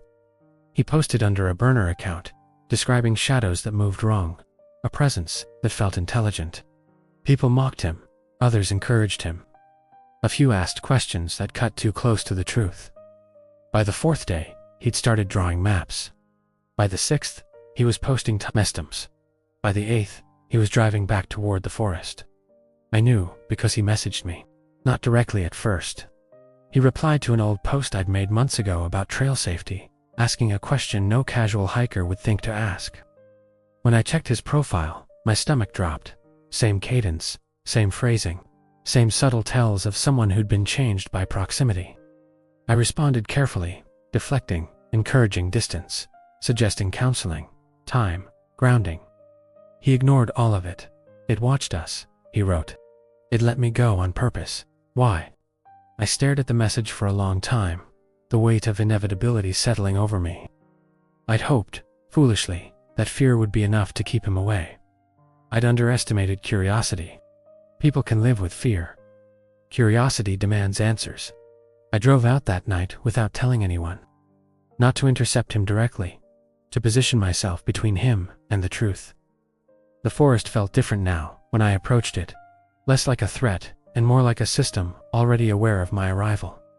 The air was calm, too calm, no warning pressure, no subtle resistance, just openness.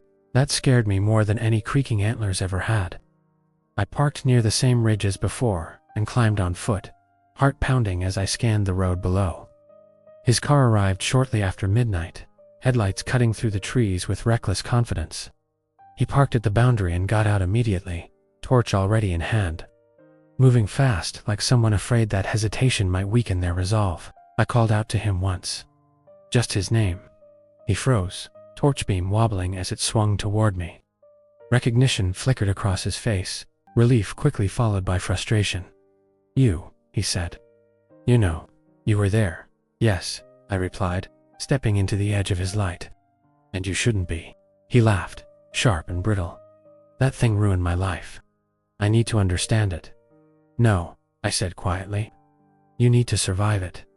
He shook his head, backing toward the trees. "You're part of it, aren't you? You're covering it up." The accusation landed harder than I expected. Not because it was wrong, but because it was incomplete. Before I could respond, the forest reacted. Not violently, not immediately. Sound began to dampen, layers of night noise peeling away until only our breathing remained.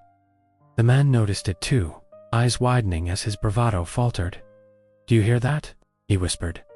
"Yes," I said. "It's noticed you." He turned to run. The judge didn't appear. Instead, the forest shifted. Paths narrowed. Branches seemed to lean inward, not moving so much as asserting presence. The man stumbled, cursing, torch beam jittering wildly as he lost orientation in seconds. Panic set in fast. He shouted questions, accusations, prayers, anything that might provoke a response. None came.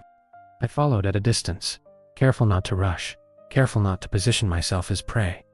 This wasn't a chase. It was containment. The judge was hurting him the way it had hurted the hunters, but with more restraint. This wasn't about punishment. It was about removal. We reached a small clearing I hadn't seen before, ringed by young trees bent inward like ribs. In the center stood a trail camera, mounted deliberately at chest height, its lens dark and unblinking. The man stopped abruptly, chest heaving, eyes darting between the trees. "It's filming," he said. "Yes," I replied. "Why?" Before I could answer, the judge stepped into view behind him. Not sudden, not dramatic, just present. The man screamed, stumbling backward until he nearly fell. The judge didn't touch him, didn't need to. Its presence filled the space completely, antlers arching overhead, eyes fixed with terrible calm. "It let me go," the man sobbed. "I didn't do anything wrong." The judge tilted its head. For the first time since I'd encountered it, I understood what that gesture meant. It wasn't disagreement. It was disappointment. The ground beneath the man seemed to give way subtly, not collapsing, just softening enough that his knees buckled. He dropped into a kneeling position without being touched, breath hitching, as if his body understood what was expected of it before his mind could catch up. The judge leaned forward, close enough that its antlers brushed the air above his head. I felt the weight of the moment press down on me, heavy and suffocating. "He knows," I said, my voice barely steady. "That's why he came back." The judge's eyes flicked to me. In that glance, I understood the new rule. Knowing was no longer neutral. The judge raised one massive limb and pointed not at the man, but at the trail camera. Then it turned back to him. Understanding dawned slowly on the man's face, horror replacing confusion. "No," he whispered. "I won't tell anyone. I swear." The judge stepped back. The pressure lifted. The forest breathed again. The man collapsed forward onto his hands, sobbing, shaking violently. He was alive, unharmed. But something essential had been taken from him. When I helped him to his feet minutes later, he moved like someone much older, eyes hollow, voice gone. He never spoke about it again, not online, not to friends, not even to me. Within a week, his accounts went dark. Within a month, he moved out of state. Last I heard, he'd taken a job far from any woodland, somewhere flat and loud and predictable. Somewhere the forest couldn't reach him. The message came the next morning. No image, just words. Curiosity is disruption. Silence is stability. I sat with that for a long time, staring out the window as dawn crept in. The judge wasn't just correcting harm anymore. It was managing narrative, controlling spread, ensuring the system remained intact. And I was part of that system now, whether I wanted to be or not. Because I understood the rules. I knew who to warn, who to divert, who to leave alone. And I knew what happened to those who refused to stop looking. The realization settled over me with crushing weight. The judge didn't need to hunt everyone. It only needed to correct the ones who threatened balance. And balance, I was learning, had very little to do with justice. The researcher didn't contact me through official channels. That alone told me everything I needed to know. The message came encrypted, routed through a chain of dead accounts and temporary servers that spoke to a level of paranoia I recognized immediately.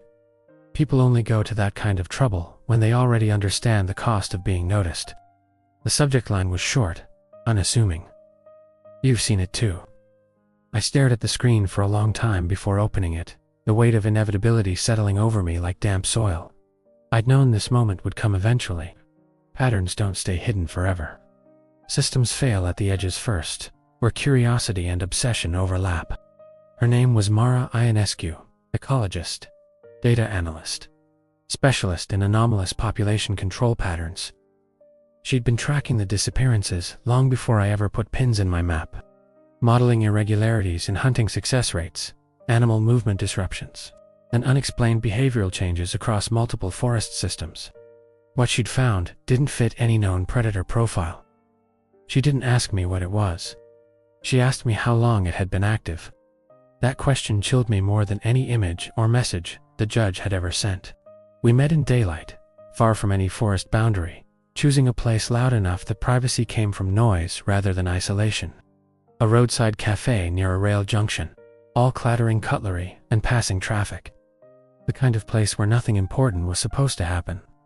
She arrived early, laptop already open, eyes flicking up the moment I stepped inside. She looked tired in the way only people who haven't slept properly in months do, shoulders tight, posture rigid, as if bracing for impact even while sitting still. She didn't waste time. I know it's not an animal, she said quietly once we'd ordered. I know it's selective. And I know it's correcting behavior, not hunting. I felt the ground shift under me, the familiar pressure of being evaluated settling in my chest. Not by the judge this time. By another human who'd reached the same conclusions through entirely different means. What makes you think that? I asked, even though the answer was already there in her eyes. She turned the laptop toward me. Maps, charts, heat plots layered over satellite imagery. Lines of movement that mirrored my own destroyed map with terrifying accuracy. Corridors, funnels, gaps where nothing ever happened. Areas where activity spiked sharply and then dropped to zero. This isn't random, she said. It's optimization. I swallowed hard. She leaned closer. Whatever this is, it's enforcing a rule set, and it's adapting. I told her she needed to stop. Not angrily, not urgently, just truthfully. This doesn't end well, I said. Not for you. She smiled thinly.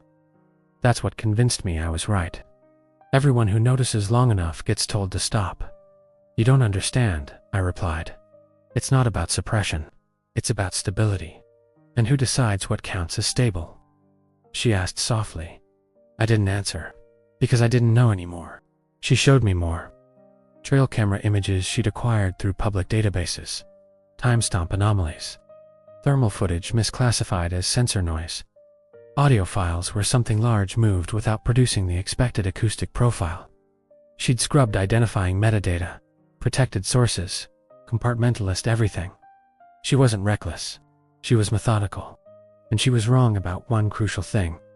You think exposing this will stop it, I said. I think sunlight destabilizes systems that rely on secrecy, she replied. The judge didn't rely on secrecy. It relied on misunderstanding. That was the difference she hadn't grasped yet. I tried to warn her without revealing too much, choosing words carefully. I told her knowledge itself had become a veritable. That attention changed outcomes. That the system responded differently when people knew what they were approaching. She listened. She nodded. She didn't stop. 2 days later, she published a preprint. Nothing sensational. No names, no claims of cryptids or monsters, just data. Cold, precise, impossible to ignore. Patterns that demanded explanation. Peer review lit up within hours. Curiosity rippling outward faster than anyone could contain it. Blogs picked it up. Forums dissected it. Someone coined a name for the anomaly that wasn't mine, wasn't the judge's, but something that stuck anyway. Exposure had begun. The forest reacted that night, not violently, not dramatically. It contracted. Reports dropped to zero across multiple districts simultaneously. No warnings, no arrangements, no visible corrections. The judge withdrew from every known corridor, pulling back into deeper woodland where observation failed and satellite coverage thinned. To an outside observer, it looked like success, as if the anomaly had vanished under scrutiny. I knew better. Systems don't disappear when challenged. They adapt. Mara messaged me just before midnight. It stopped. Did you see that? I didn't reply. I drove instead. Not to a corridor. Not to a known site. To the forest edge nearest her research station. The air felt wrong the moment I crossed the boundary. Too still. Too empty. Like a room after furniture has been removed, but before dust has settled. I moved carefully, torch low, senses stretched thin. The forest didn't push back. It didn't signal. It didn't warn. It made space. That terrified me. I found the trail camera first. Mounted deliberately at eye level. Fresh. Its lens faced inward, toward a path that led deeper than I'd ever gone before. Beneath it lay a single snapped branch, angled downward like an arrow. An invitation. I didn't follow it. I destroyed the camera instead, smashing it against a rock until the casing cracked and the lens shattered. The act felt pointless the moment I did it, like tearing down a sign after the road has already been built. The forest remained still, unreactive. My phone buzzed. Another message from Mara. Something's wrong. All my remote sensors just went dark. I ran then, heart hammering, moving faster than caution allowed. The path narrowed ahead, trees closing in, the air thickening with that familiar pressure. I knew where this was going before I saw it. Mara's research station sat at the edge of a clearing, lights still on, generator humming quietly. The door stood open. Inside, equipment lay scattered, screens frozen mid-analysis, data streams cut off abruptly. There was no sign of struggle, no blood, no arrangement, just absence. The judge hadn't killed her. It hadn't needed to. It had removed her from the system. I felt it then, more clearly than ever before. Not its presence, but its intent. Exposure didn't threaten it directly. It threatened the balance it enforced. Mara's work would have drawn people not to the forest, but to the idea of it. To investigation. To intrusion without intent to harm. That was unacceptable. I left the station before dawn, numb and hollow, knowing exactly what the official story would be. Equipment malfunction, burnout. Researcher missing, presumed voluntary departure. Her preprint would be quietly retracted after concerns about methodology surfaced. The cycle would reset, except for me. Because now I understood something I hadn't before. The judge didn't silence curiosity because it feared discovery. It silenced curiosity because curiosity changed behavior, and behavior destabilized its calculus. Hunters were predictable. Researchers were not. The message came the following night. No image, no warning. Just words that settled into me like a sentence. Observation without interference was acceptable. Interpretation was acceptable. Exposure is not. I sat in the dark, the weight of that rule crushing in its finality. I had been allowed to live because I watched. I had been spared because I interpreted. If I crossed into revelation, into dissemination, into truth, I wouldn't be corrected. I would be removed. And for the first time since this began, I felt something close to anger burn through the fear. Because now I understood the final shape of the choice ahead. To protect people, I would have to become part of the lie. To tell the truth, I would have to accept that the forest would erase me as thoroughly as it had erased Mara. And the worst part was knowing that the judge would do it calmly. Without hatred, without urgency. Because from its perspective, that outcome would simply be balanced. I didn't sleep after Mara vanished. Not because I was afraid the forest would come for me in the dark, but because sleep felt dishonest. Like closing my eyes would mean accepting the version of reality that paperwork and silence were already trying to cement. I sat at my table instead, lights off, laptop open, watching cached versions of her preprint blink in and out of existence as links died and mirrors vanished. Every hour, there were fewer copies. Every hour, the system corrected itself. That was when I understood the mistake I'd made. I'd assumed the judge reacted to threats as they emerged. Hunters, armed groups, curious survivors, researchers who pushed too far.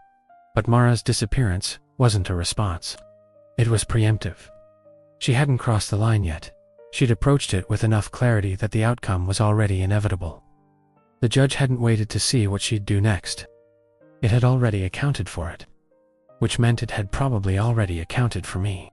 The thought settled in slowly, like pressure equalizing. If the judge had allowed me to remain active this long, it wasn't because I was invisible. It was because I was predictable. My patterns, my reluctance, my tendency to delay rather than act. All of it fit neatly into its calculus. The moment I moved from interpretation to exposure, from quiet intervention to disruption, the outcome would be the same as Mara's, unless I changed the rules of engagement. I didn't plan a leak the way people imagine leaks happening. There was no manifesto, no dramatic reveal, no final message blasted across every channel. That kind of exposure was crude, and the judge would crush it before it gained traction. Instead, I built a redundancy, something slow, distributed, boring enough to avoid attention at first glance. I packaged the data the way Mara should have, stripped of narrative, stripped of language that invited curiosity, just patterns, timelines, incident clustering, maps without explanation. Enough to be undeniable, not enough to be sensational. I seeded it quietly across academic repositories, private archives, long-term data vaults designed to persist, regardless of takedown requests. I didn't attach my name. I didn't attach hers. I let the information exist without a face. I told myself that wasn't betrayal. I told myself it was balance. The forest noticed immediately. Not with messages. Not with images. With absence. My phone stayed silent. No trail camera alerts. No subtle pressure when I drove near boundaries. No creaking antlers at the edge of hearing. The judge withdrew completely from my awareness, and that terrified me more than its presence ever had. Systems don't go quiet when they're defeated. They go quiet when they no longer need to communicate. I tested it carefully, driving to a corridor I knew well. Stopping just short of the point where the air usually thickened. Nothing changed. I stepped across the boundary deliberately, hard hammering, waiting for the familiar resistance. Nothing. The forest felt neutral, passive, open. That was wrong. I walked deeper than I had in months, senses straining for any sign that I was being observed. The silence followed me like a held breath. No birds, no insects. Even the wind seemed reluctant to move. It felt like stepping into a room after everyone has turned to look at you at once, except no one was there. Then I saw the cameras, not hidden, not camouflaged, mounted openly on trees at regular intervals, lenses dark and unblinking, angled to cover every approach. There were dozens of them, more than I'd ever seen deployed at once. They weren't watching for humans entering the forest. They were watching for me. I stopped moving. The realization hit me all at once, sharp enough to make my vision blur. The judge hadn't retreated. It had redeployed. It wasn't correcting hunters anymore. It wasn't managing corridors. It was monitoring disruption. And I had just identified myself as the primary variable. I backed away slowly, resisting the urge to run, knowing sudden movement would be interpreted as intent. The cameras didn't track me physically, but I could feel the attention nonetheless, a weight pressing in from all sides. When I crossed back over the boundary, the pressure lifted instantly, like stepping out from under deep water. That night, the message finally came. No image, no warning tone, just confirmation. Contingencies were anticipated. Distribution is inefficient. Correction is pending. I stared at the words until they burned into my mind. Correction wasn't punishment. Correction was removal of instability. The judge wasn't angry. It wasn't threatened. It was simply adjusting for a variable that no longer fit. Me. I understood then what Mara had missed. The judge didn't fear exposure because exposure might destroy it. It feared exposure because exposure would force humans to change behavior in unpredictable ways. Cameras, everywhere. Research teams moving without intent to harm but with intent to understand. People entering forests not to hunt, but to observe. That kind of presence broke the model. Hunters were simple. Poachers were simple. Even armed provocateurs were simple. Curiosity scaled exponentially, and the judge could not afford exponential variables, which meant it wouldn't just remove me. It would remove the idea of me. The next day, things began to unravel quietly. Emails bounced. Access credentials failed. Colleagues stopped returning calls, not because they were avoiding me, but because records of our conversations no longer existed. I checked shared databases and found my annotations gone, overwritten by earlier versions as if they'd never been made. Even my map, the one I'd destroyed and rebuilt, vanished from my backups overnight. I was being erased in real time, not dramatically, methodically. I drove to the forest again at dusk, knowing exactly what I was risking, because some part of me needed to see it through to the end. Needed to understand whether this was still a system I could negotiate with, or a mechanism already in motion. The boundary greeted me with pressure this time, heavier than anything I'd felt before. The air compressed around my chest, breath coming shallow and fast, as if the forest itself were resisting my presence. I took one step forward anyway. The judge appeared immediately, not from shadow, not from concealment. It was simply there, standing between the trees, as if it had been waiting in that exact spot, antlers framing the sky behind it. Up close, it looked older than I remembered, the textures of its body layered with scars and regrowth, evidence of a long, iterative existence, shaped by correction rather than conflict. It didn't move toward me. It didn't need to. I understood the message without words. This wasn't an evaluation. This was a conclusion. I had crossed from interpreter to destabilizer, from acceptable observer to active threat. I tried to do it carefully, I said aloud, my voice sounding thin in the open space. I didn't sensationalize it. I didn't provoke. The judge tilted its head slightly, that same infuriatingly calm gesture. Careful didn't matter, only effect. I felt the forest close in then, not violently, but decisively.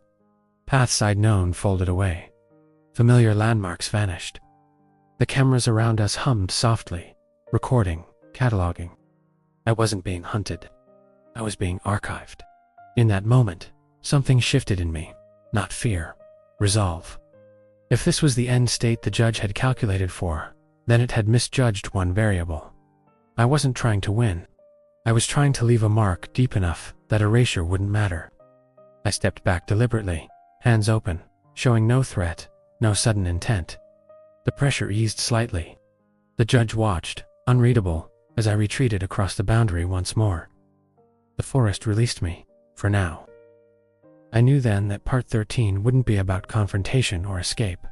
It would be about legacy. Because if the judge was preparing to remove me, the only remaining question was whether I would vanish quietly, or leave something behind that even it couldn't fully correct. Once you realize survival is no longer the point, clarity comes quickly. Fear burns itself out when there's nothing left to protect. And in its place, something colder settles in focus, purpose, an almost peaceful resolve. The judge had already decided what to do with me. That much was clear. The only variable left was whether my removal would matter. I stopped trying to hide, not recklessly, not dramatically. I lived my days openly, predictably, the way I always had, knowing now that every movement was being logged whether I acknowledged it or not. The cameras in the forest weren't just watching boundaries anymore. They were watching behavior, patterns, deviations. They didn't need to see me every second to understand me. They already had enough data. So I shifted my attention outward. If I couldn't stop the judge, and I couldn't expose it without triggering immediate correction, then the only thing left was continuity. Not truth in the conventional sense, but recognition. The ability for others to see the same shapes I'd seen, to feel the same pressure, and understand what it meant before it was too late. I began quietly, reaching out to people who already brushed the edges of this world without realizing it.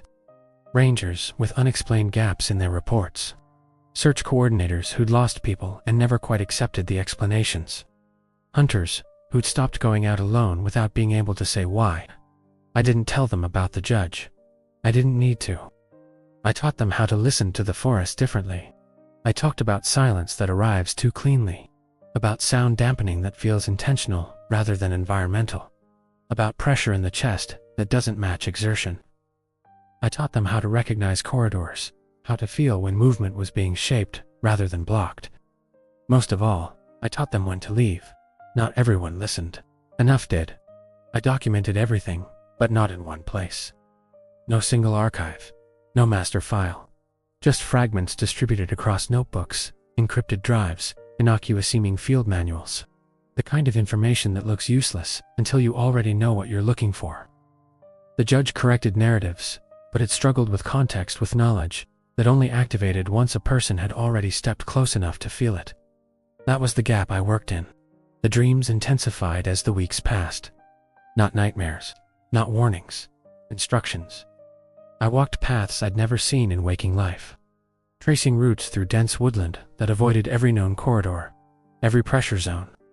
I awoke knowing where not to step, where not to linger. I understood then that the judge wasn't just monitoring me, it was teaching me. That realization didn't comfort me, it hollowed me out. Every lesson carried an implicit truth. This knowledge was meant to persist beyond me. Systems don't invest in expendable variables unless they're part of the solution. The message confirming that came without drama, as they all did now. Succession is required. Observation must continue. I read it once and deleted it, not because deletion mattered, but because I didn't need to see it again. I already felt the shape of what it was asking. The judge didn't want loyalty. It didn't want worship or obedience. It wanted continuity. Humans who could recognize imbalance before it escalated into violence, who could redirect without provoking, who could keep curiosity from metastasizing into disruption. It wanted stewards. The problem was that stewards eventually became focal points, and focal points attracted attention. That was why Mara had been removed. That was why I would be too. So I chose 3 people, not friends, not colleagues. People whose paths had already brushed the edges of the judge's system, and who'd reacted not with obsession, but restraint. A ranger who'd abandoned a patrol after feeling watched and never quite forgiven himself for it. A search volunteer who'd learned to call off operations early, trusting instinct over protocol. A wildlife biologist who'd stopped publishing anomalous data and started quietly advising land management decisions instead. I didn't explain everything to them. I couldn't. Instead, I taught them how to see. I walked them through forests in daylight and at dusk, showing them where pressure accumulated, where sound behaved wrong, where paths subtly narrowed. I taught them the difference between fear and evaluation. They learned quickly, too quickly. That worried me. The judge observed these interactions without intervening, and that told me something important. It wasn't threatened by redundancy. It expected it. The system was designed to outlast individual nodes. What mattered was that no single node became irreplaceable, which meant I had to disappear cleanly. I began dismantling my own life, the way the judge dismantled evidence. Slowly, methodically, accounts closed. Possessions donated. Records scrubbed where possible. Left messy where they couldn't be erased entirely. I moved my remaining notes into circulation, embedding them into materials that would outlive me without pointing back. The forest noticed every step. The pressure returned whenever I drove too close to boundaries, a constant reminder that the window was narrowing. I could feel the judge's attention tightening, its calculations adjusting as my behavior shifted from compliance to conclusion. The final conversation happened at the edge of the forest, exactly where I'd first felt the saplings bend inward months ago. I hadn't planned it. I'd simply gone there knowing it was inevitable. Knowing this was where understanding had first solidified into certainty. The judge was already waiting.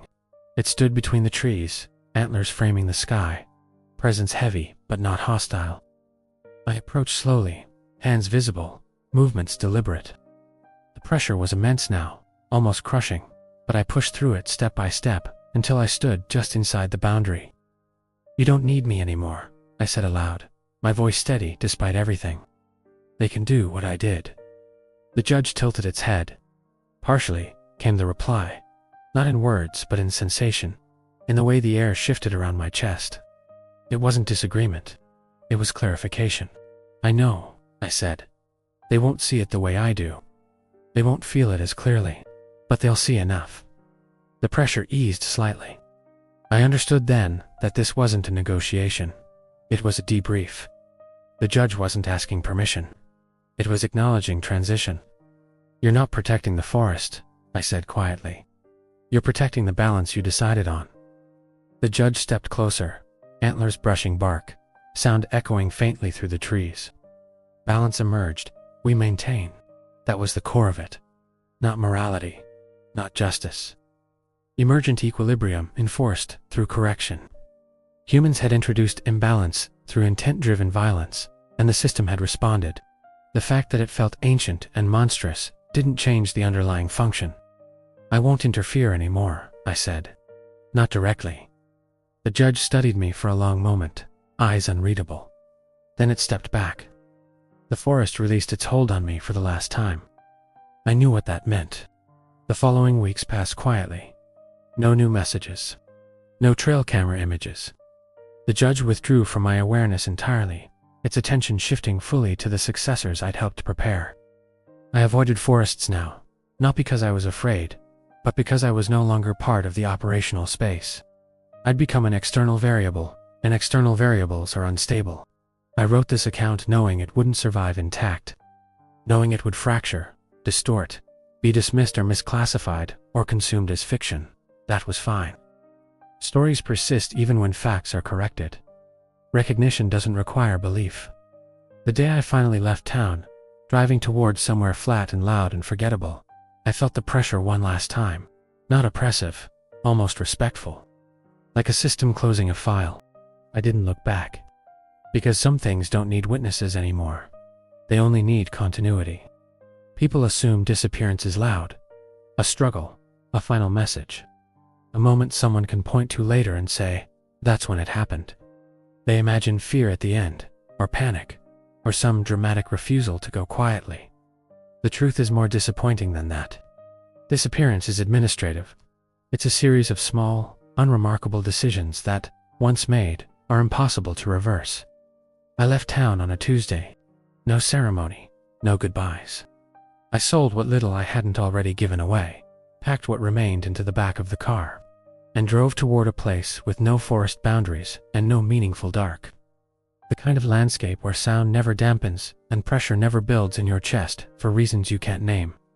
Somewhere the judge would have no leverage. For a while, it worked. Weeks passed without incident. No messages, no images, no sense of being watched. The dreams faded first, thinning until they became ordinary fragments of memory rather than instruction.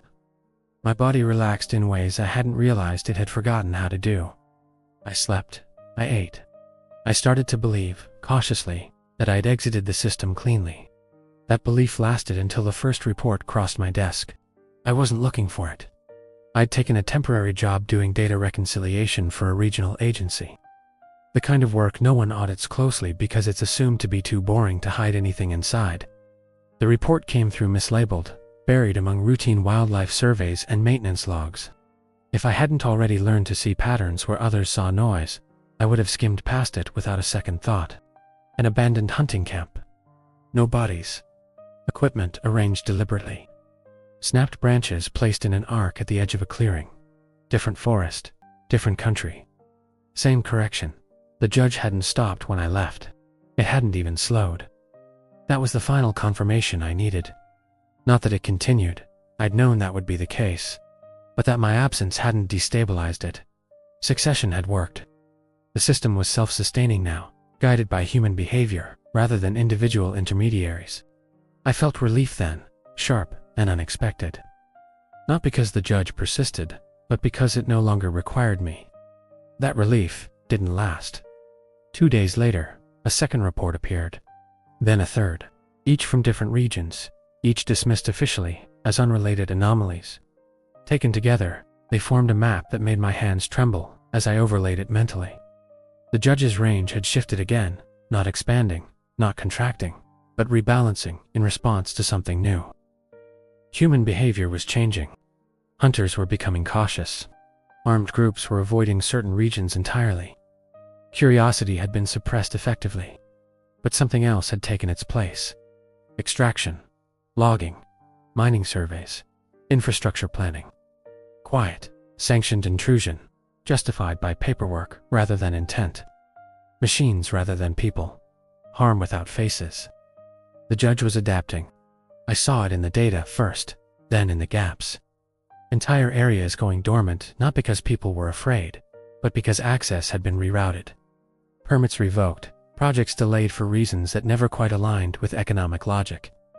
The forest was pushing back in ways no one recognized as resistance because it didn't look like violence. It looked like inconvenience. I didn't receive messages anymore. No images, no confirmation. The judge no longer needed to communicate with me directly. That role had passed to others. To the stewards who didn't know they were stewards. To the planners who trusted instinct when a route felt wrong. To the officials who quietly signed off on redirections without being able to articulate why. The system had matured. I understood then that my disappearance wouldn't be dramatic. There would be no final confrontation. No moment where the judge stepped out of the trees to claim what it was owed. That kind of ending would imply conflict. This wasn't conflict. This was resolution. The first sign came as a clerical error. My access credentials failed one morning without explanation. No warning, no error message, just absence. I couldn't find my account. Payroll showed no record of my contract. My name still existed on older documents, but anything recent had been overwritten by earlier versions, as if I'd never progressed past initial onboarding. I didn't fight it. Fighting creates noise, and noise attracts correction. I resigned quietly from a position the system already believed I didn't hold. Moved again, farther this time, into a place so ordinary it felt unreal. Rows of houses, retail parks, constant light. I avoided wooded areas entirely, not because I feared the judge, but because I understood proximity still mattered. The system didn't hunt indiscriminately, but it corrected instability when it re-entered its operational space. I wasn't useful anymore. That should have been enough. It wasn't. The final observation came on an evening so unremarkable, I almost missed it. I was walking home from the store, plastic bag cutting into my hand, thinking about nothing in particular when the pressure hit. Not heavy, not crushing, just enough to register. The same sensation I'd learned to recognize months ago. Now faint and distant, like an echo of a sound I used to hear clearly. I stopped. The street was empty. Lights hummed overhead. Somewhere nearby, traffic moved predictably along a main road. There was no forest, no trees close enough to matter. And yet, for the briefest moment, I knew I was being observed. Not evaluated. Acknowledged. The pressure didn't increase. It didn't demand anything. It simply lingered, then faded, leaving behind a certainty so clean it bordered on peace. I understood then what the judge had been doing all along. It wasn't protecting forests. It wasn't punishing hunters. It wasn't even enforcing balance in the way humans use the word. It was curating behavior across time. Long before I'd encountered it, humans had already shaped ecosystems through intent and repetition. The judge was a response to that pattern, an emergent corrective that didn't care about morality, only outcomes. It removed variables that destabilized systems and preserved those that maintained equilibrium, regardless of whether humans agreed with the criteria. It didn't need worship. It didn't need fear. It needed compliance without awareness. And now it had it. I went home and wrote this account knowing exactly what would happen to it. Some of it would survive. Some would be misinterpreted. Most would be dismissed as fiction, allegory, metaphor. That was ideal. Stories that aren't believed still shape behavior subtly.